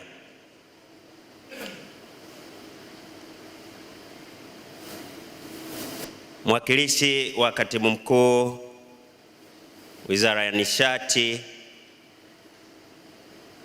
Engineer Marwa Petro yuko hapa, Balozi John Ulanga kutoka Wizara ya Mambo ya Nje. Tunaye vile vile aliyekuwa balozi hapa Tanzania Kabonero, ambaye tunaye hapa ameshiriki katika kikao hiki, lakini tunao wengine watu muhimu sana. Ningependa nisipoteze muda kwa kuwataja wote, nitakuwa nimekupotezea muda, pamoja na kwamba kazi yangu hapa niliyopewa ni ndogo sana ya kukukaribisha. Ningeweza nisimame hapa na kusema karibu, lakini nisingependa kufanya hivyo kwa sababu nimeshiriki kikao hiki toka mwanzo hadi mwisho. Labda tu nianze na, kwa sababu wako hapa kwa ajili ya kujifunza Kiswahili, nianze na semi mbili. Kuna usemi unasema mbuyu haukumbatiwi, nungunungu hafukuzwi. Sasa kwa sababu mnajifunza Kiswahili mtakwenda kule. But what does it mean, or what I want to say, we have discussed the challenges. Sasa hizo challenges, if you want to own challenges, you are going to suffer consequences. Always, when you have a challenge, you have to sit somewhere with your friends and you discuss, you solve that challenges. Kwa hiyo matatizo ambayo tumeyapata au mengine ambayo yatakajitokeza, tusiyakumbatie wala tusiyafukuze au kuyakimbia. That is not a solution. We need to sit, we need to discuss around the table, tutapata majibu. Kwa hiyo niwashukuru sana washiriki, wafanya biashara na wawekezaji ambao mpo hapa. Niwashukuru upande wa Uganda pamoja na Tanzania officials ambao mko hapa, mmekuja kwa ajili ya kongamano hili. Tuliachiwa kazi na waziri mkuu jana. Alisema kongamano la kwanza lilikuwa 2019. Sasa tusifanye hivyo kwa sababu linachukua muda mrefu. Kwa hiyo viongozi wakae, ikiwezekana mwaka kesho lifanyike, na mmesikia Mheshimiwa Waziri wa Mambo ya Nje amesema ata revenge. Kwa hiyo na matumaini yetu ile revenge itakuwa mwaka kesho na sio mbali. Mheshimiwa Waziri Mkuu, nipende pia kusema kwamba nyinyi wafanyabiashara, sekta binafsi, wawekezaji, ofisi ya ubalozi wa Jamhuri ya Muungano wa Tanzania nchini Uganda ipo tayari kuongea na nyinyi muda wowote, na haya ambayo yamezungumzwa ofisi ya ubalozi wa Tanzania imeyachukua. Watanzania mnapofika Uganda, si vibaya mkatuona pale kwenye ofisi ya ubalozi. Basi hata mitaani ukiniona usiache kuniambia, Mheshimiwa Balozi, nimekuona. Ukisema nimekuona, basi mazungumzo yataanzia hapo. The same applied to the citizen of Uganda. You are welcome in the office. The office is opened, and that office is for you, Ugandanian. Thank you so much. Mheshimiwa Waziri Mkuu, naomba nisikupotezee muda kulingana na muda, basi nikukaribishe ili uje uongee na hadhira hii, na ikikupendeza basi kikao hiki ukifunge kwamba wameomba kuendelea, wataendelea kwenye vikao vingine. Asante sana. Karibu sana Mheshimiwa.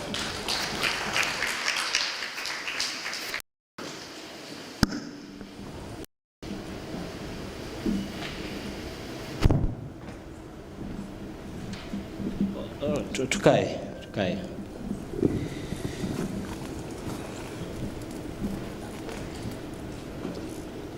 Mheshimiwa John Mlimba, Waziri wa Mambo ya Nje ya nchi anayeshughulikia masuala ya kikanda kutoka Jamhuri ya Uganda. Mheshimiwa Balozi John Ulanga, mwakilishi wa Katibu Mkuu Wizara ya Mambo ya Nje. Mheshimiwa Balozi Kanali mstaafu Fred Mwesige, Balozi wa Jamhuri ya Uganda nchini Tanzania. Balozi Jenerali Paul Kisesa Simuli, Balozi wa Tanzania nchini Uganda. Mhandisi Irene Batebe, Katibu Mkuu Wizara ya Nishati na Maendeleo ya Madini kutoka Uganda. Watendaji wote wa serikali kutoka sekta binafsi na sekta ya umma, wageni waalikwa, mabibi na mabwana, Jamhuri ya Muungano wa Tanzania. Jamani, Jamhuri ya Muungano wa Tanzania. Afadhali. Mheshimiwa Waziri, kwanza naomba nichukue nafasi hii nimshukuru Mwenyezi Mungu aliyetukutanisha hapa leo. Namshukuru Mungu kwa ajili yenu, mmesafiri umbali mrefu kutoka Uganda kuja hapa Tanzania kushiriki kwenye kongamano hili la biashara baina ya nchi zetu hizi mbili. Tumie fursa hii kuwashukuru waandaaji wa kongamano hili, Kituo cha Uwekezaji Tanzania TIC, Taasisi ya Sekta Binafsi TPSF, Taasisi ya Sekta Binafsi ya Uganda UPSF, na wadau wote mlioshiriki katika maandalizi mazuri yaliyosababisha kufanyika kwa kongamano hili la pili la uwekezaji baina ya nchi zetu mbili, ambalo nimeambiwa na nimesomewa limefanyika kwa mafanikio makubwa. Naomba niwashukuru sana waandaaji kwa kunipa na mimi heshima ya kuwa mgeni kuja kufunga pamoja nanyi. Lakini nimejifunza kongamano lenu hili pamoja na mambo mengine yote limethibitisha kuwa Waganda ni wajuzi wa Kiswahili kabisa. Kila aliyesimama hapa kuzungumza amezungumza Kiswahili kizuri sana. Nadhani ilikuwa mwaka huu nilipata bahati, nilitumwa na Mheshimiwa Rais kumwakilisha Uganda. Tulivyofika Kampala tukaenda kaskazini mahali fulani panaitwa Kitgum, nadhani ndio jina. Nilipofika kule nikakuta wanazungumza Kiingereza, alafu kuna mtu anatafsiri hicho Kiingereza kwa Kiacholi nadhani. Nilipofika zamu yangu, Rais Museveni akaniambia, wewe ongea Kiswahili, hapa ni Waswahili. Nilianza kuongea Kiswahili, hakuna aliyetafsiri Kiacholi. Nikajua huku wanajua sana Kiswahili. Kwa hiyo nawashukuru sana wale mliosema, na kwa kweli mmetupa faraja kubwa uwepo wenu na ile ahadi ya kusema kwamba mtabaki hapa kwa muda wakati baada ya kongamano hili kuisha. Naomba muendelee kuandaa makongamano ya namna hii yenye tija kwa ajili ya kuwaleta pamoja wafanyabiashara na taasisi za serikali ili kujadili fursa mbalimbali za uwekezaji zilizoko baina yetu kati ya nchi zetu mbili. Ni imani yangu kuwa mchango kutoka kwa wadau hawa utasaidia kujenga ushirikiano katika serikali zetu na kukuza sekta ya biashara kwa nchi zetu mbili na kufanya uchumi wa nchi yetu kuwa imara na unaojitegemea. Maana kama tunavyojua, umoja ni nguvu, utengano ni udhaifu. Ndugu washiriki, nataka niwahakikishieni serikali ya awamu ya 6 inayoongozwa na Dr. Samia Suluhu Hassan pamoja na serikali ya Uganda zimejidhatiti kuhakikisha kuwa uchumi wa nchi zetu mbili unakuwa kwa kasi na hauwezi kukua bila kuzingatia sekta binafsi.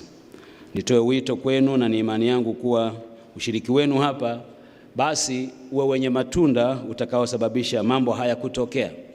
Amesema vizuri Mheshimiwa Waziri kwamba tumesema sana, wacha tujaribu. Na Mheshimiwa Waziri Mkuu nilimsikia jana wakati anafungua, alirudia maneno kama hayo kwamba kama ni kusema tumesema sana, tujaribu basi kwa matendo.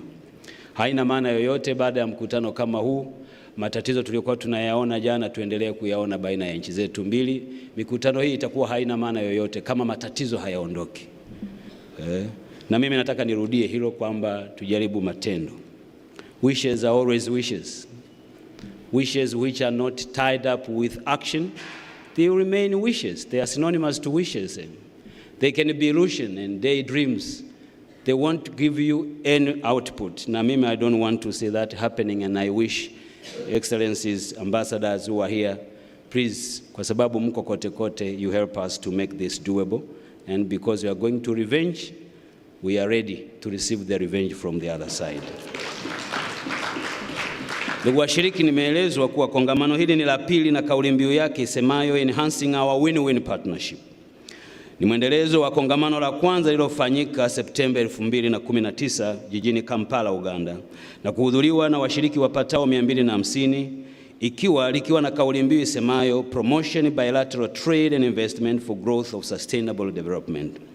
Linaendelea na ajenda ya serikali ya awamu ya 6 hili kwa kujenga uchumi endelevu kwa kupitia biashara na uwekezaji. Kongamano hili la pili ni muhimu kwa taasisi za serikali na sekta binafsi katika kujenga uelewa kuhusu masuala ya kibiashara na uwekezaji katika kubadilishana mawazo juu ya fursa zilizopo baina ya nchi zetu mbili na namna ya kushirikiana ili kuleta ufanisi na kuinua mchango kwenye pato la taifa. Nimeelezwa kuwa toka ufunguzi wa kongamano hili hapa jana Mei 23, 2024 hadi leo, mada zinazohusu sekta ya utalii, madini na uongezaji thamani wake, fedha, nishati na kilimo, biashara zimejadiliwa kwa kina kwenye kongamano hili, na mada hizo kwa uchache ni pamoja na mashirikiano ya uwili kati ya sekta za kipaumbele, yani sustainable bilateral partnership in key priority sectors, kuimarisha fursa za kibiashara na uwekezaji baina ya Uganda na Tanzania, lakini vile fursa na changamoto zilizopo katika mnyororo mzima wa thamani ya madini, opportunities and challenges in the mining industry value chain, maendeleo endelevu na ushirikiano kwenye nishati, yani sustainable energy cooperation, mashirikiano katika kukuza utalii, enhancing tourism partnership, na njia endelevu za kilimo na biashara, commercial agriculture and sustainable approach. Nimejulishwa vile kuwa mikutano kadhaa imefanyika baina ya wafanyabiashara wenyewe kwa wenyewe, yani B2B, na wafanyabiashara na serikali B2G, kwa sekta ya kilimo, mafuta na gesi asilia, uzalishaji na huduma ya kijamii, fedha, usafirishaji na bidhaa nyinginezo. Ujenzi vile ilikuwa sehemu ya mada ambazo zimekuwa zikijadiliwa. Nimeambiwa vile kuwa kuna mikataba kadhaa imeingiwa. Ni rai yangu kuwa mikataba hii isimamiwe vizuri ili iweze kuleta tija na malengo yanayokusudiwa. Ndugu washiriki, kwa mujibu wa takwimu kutoka kwa Mamlaka ya Mapato Tanzania TRA, shirika la biashara la kimataifa International Trade Center, hadi kufikia mwaka 2023, urari wa biashara baina ya nchi hizi mbili, Tanzania na Uganda, Tanzania iliuza Uganda bidhaa zenye thamani ya dola za Kimarekani milioni 310.67. Kwa upande wa sekta ya utalii, jumla ya watalii wapatao 1046 kutoka nchini Uganda walitembelea vivutio mbalimbali nchini Tanzania kwa kipindi hicho. Aidha, kwa upande wa Uganda, bidhaa zenye thamani ya dola za Kimarekani milioni 154 ziliuzwa nchini Tanzania hadi kufikia mwaka 2023, na hivyo basi nchi zetu bado zinayo safari ndefu ya kwenda. Lazima tupige hatua, twende mbele, tuongeze kiasi cha ushirikiano. Ndugu washiriki, ni mashahidi kuwa serikali ya awamu ya 6 ya hapa Tanzania imedhamiria kwa dhati kuendeleza na kutekeleza ajenda ya uchumi wa viwanda. Serikali imewekeza kwa nguvu katika miundombinu wezeshi ya barabara, reli pamoja na umeme wa uhakika kwa wananchi na nchi zetu mbili. Zaidi ya hayo, serikali imeendelea kuimarisha nidhamu katika utendaji kazi, kudhibiti matumizi mabaya ya fedha za umma, kuimarisha ukusanyaji wa mapato ya serikali na kuwa rafiki kwa wafanyabiashara badala ya kuwa adui wa wafanyabiashara. Nitoe wito kwenu nyote mliomo humu, watendaji wa serikali, haya yote yaliyojadiliwa kwenye mkutano huu tukayafanyie kazi kwa kutengeneza mazingira ya kirafiki na wafanyabiashara, si tu wa Tanzania bali na wenzetu kutoka Uganda. Labda tu nataka niwaeleze kuwa serikali yetu vile vile tumeingia makubaliano mengi. Kwa mfano kwenye sekta ya nishati ambayo mimi naisimamia, tunayo makubaliano na serikali ya Uganda pamoja na bomba la mafuta kutoka Uganda kuja Tanzania, la crude oil EACOP, lakini tunazo MOU 2 ambazo tunataka kuziendeleza kwa ajili ya kuimarisha mahusiano yetu na Uganda. MOU ya kwanza ambayo tunataka tujenge bomba la gesi kutoka Tanzania kwenda Uganda ili Waganda waweze kutumia gesi iliyoko Tanzania kwa ajili ya uchumi wao.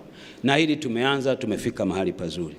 Lakini imeonekana si faida sana kusafirisha mafuta yanayotoka kwenye bandari ya Dar es Salaam kwenda Uganda. Tumeamua tuingie MOU kati ya serikali zetu mbili ya kujenga bomba la mafuta safi kutoka Tanzania kwenda Uganda. Kwenye umeme vile vile tumeamua vile vile kwa pamoja kujenga interconnector between Uganda and Tanzania from Shinyanga Ibadakuri to Mbarara, Uganda, 610 kilometers away. This is a very big transmission line, 400 kV. It's going to be constructed to connect between Tanzania and Uganda. Ili tukiwa tuna matatizo ya umeme kwetu, our neighbors Uganda should service us. Uganda wakiwa na problem, we service them by using the same interconnector. So, kama wakuu wa nchi zetu, heads of states between Tanzania and Uganda, they are thinking bigger like that. Who are we? Sisi tuangalie kwa picha kubwa hiyo hiyo, tusukume haya mambo yaende kwa pamoja kwa msukumo ule ule. Kuliko wakija hapa wanazungumza, wakimaliza wakija mkutano mwingine wanazungumza yale yale waliozungumza kipindi kilichopita. Na kwa kweli nataka nichukue nafasi hii nipongeze sana Wizara ya Mambo ya Nje ya nchi zote mbili, Uganda na Tanzania, na mabalozi wetu General Simuli pamoja na Balozi Fred. Hawa wanafanya kazi kubwa sana ya kufanya haya mambo yatokee. Na kama mnavyofahamu, mikutano kama hii ili iwe na maana ni lazima tukija mkutano mwingine tusirudie haya tuliyoyasema kwenye mkutano huu, tuzungumze vitu vingine.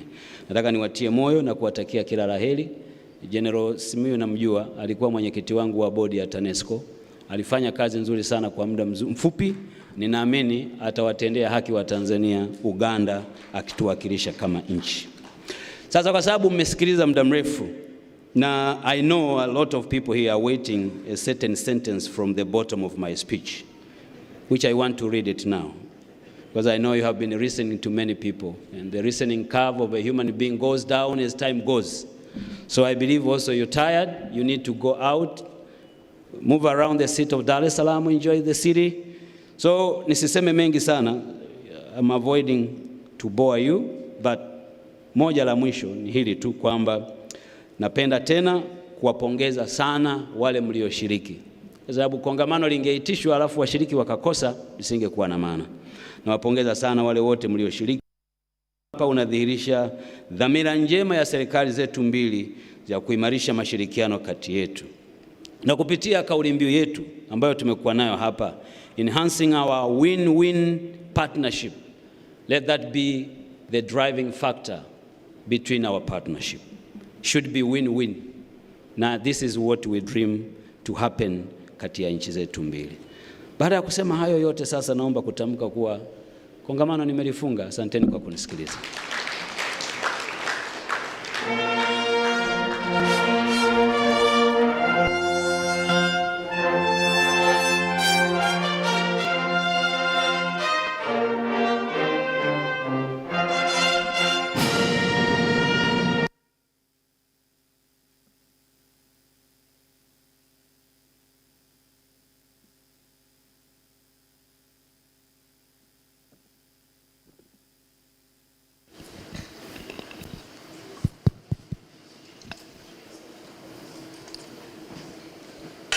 Asante sana Mheshimiwa mgeni rasmi. Thank you very much. Another round of applause to our guest of honor, please. Thank you very much. Now we're going to have a very short photo session. Kumbukizi nzuri kabisa.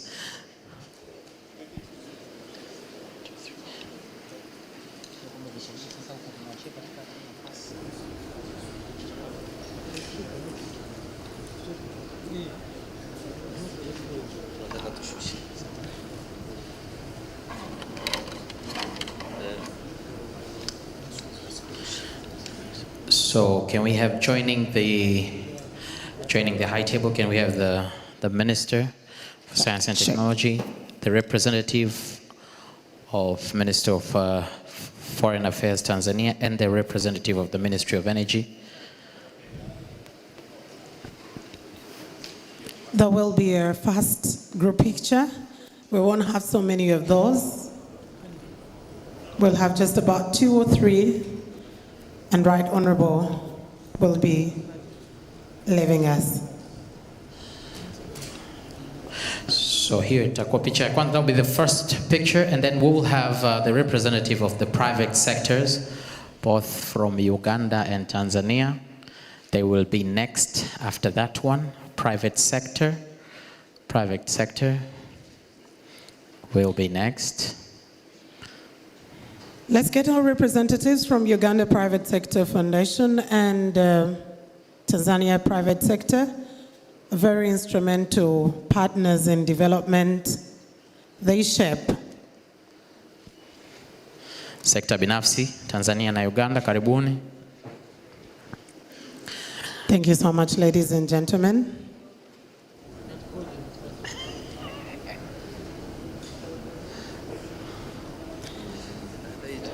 Thank you for representing the greater business community that has not been able to come here.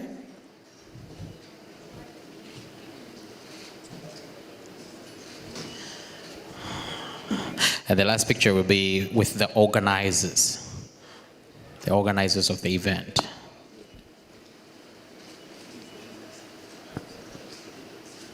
Definitely, the High Commissions, the Embassy, will be the very next one. All right, thank you for our team.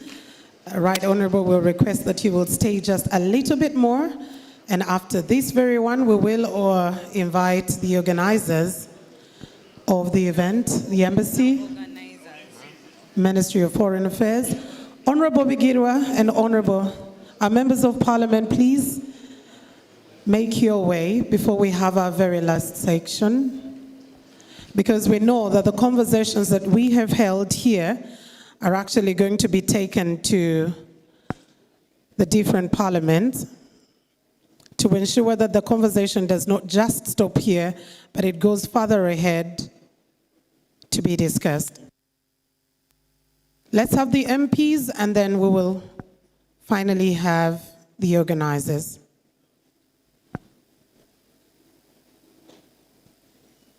Thank you so much. Let's have the organizers as the very final picture that we will be taking. Thank you for making this happen.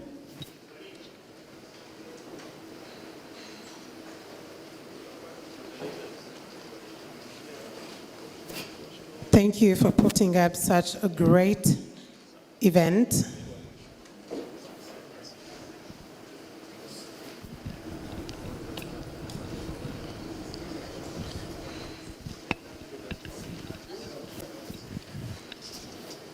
That is where the paparazzis ask that those who are down to earth, they get to the front, and the ones who are taller get to the back.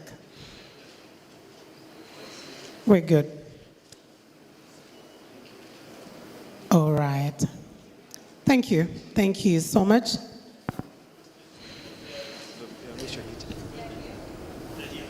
Yeah, they were right with you, Your Excellency. Thank you so much. Thank you very much, Right Honorable Daughter.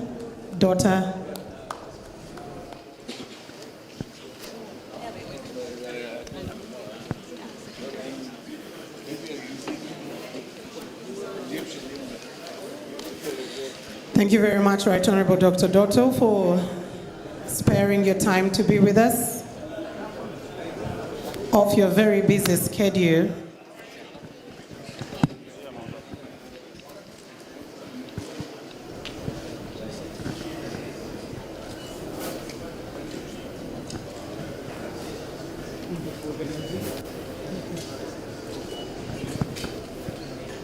It's been a pleasure. Ladies and gentlemen, we'll wait just a little bit for the pleasantries and we will end this conversation.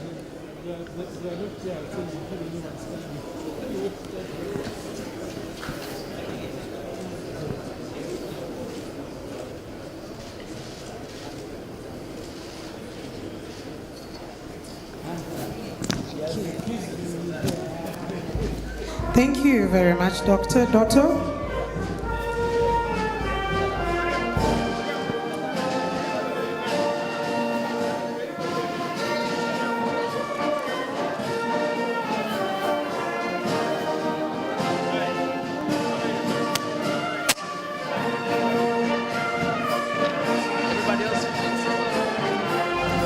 Let's get seated.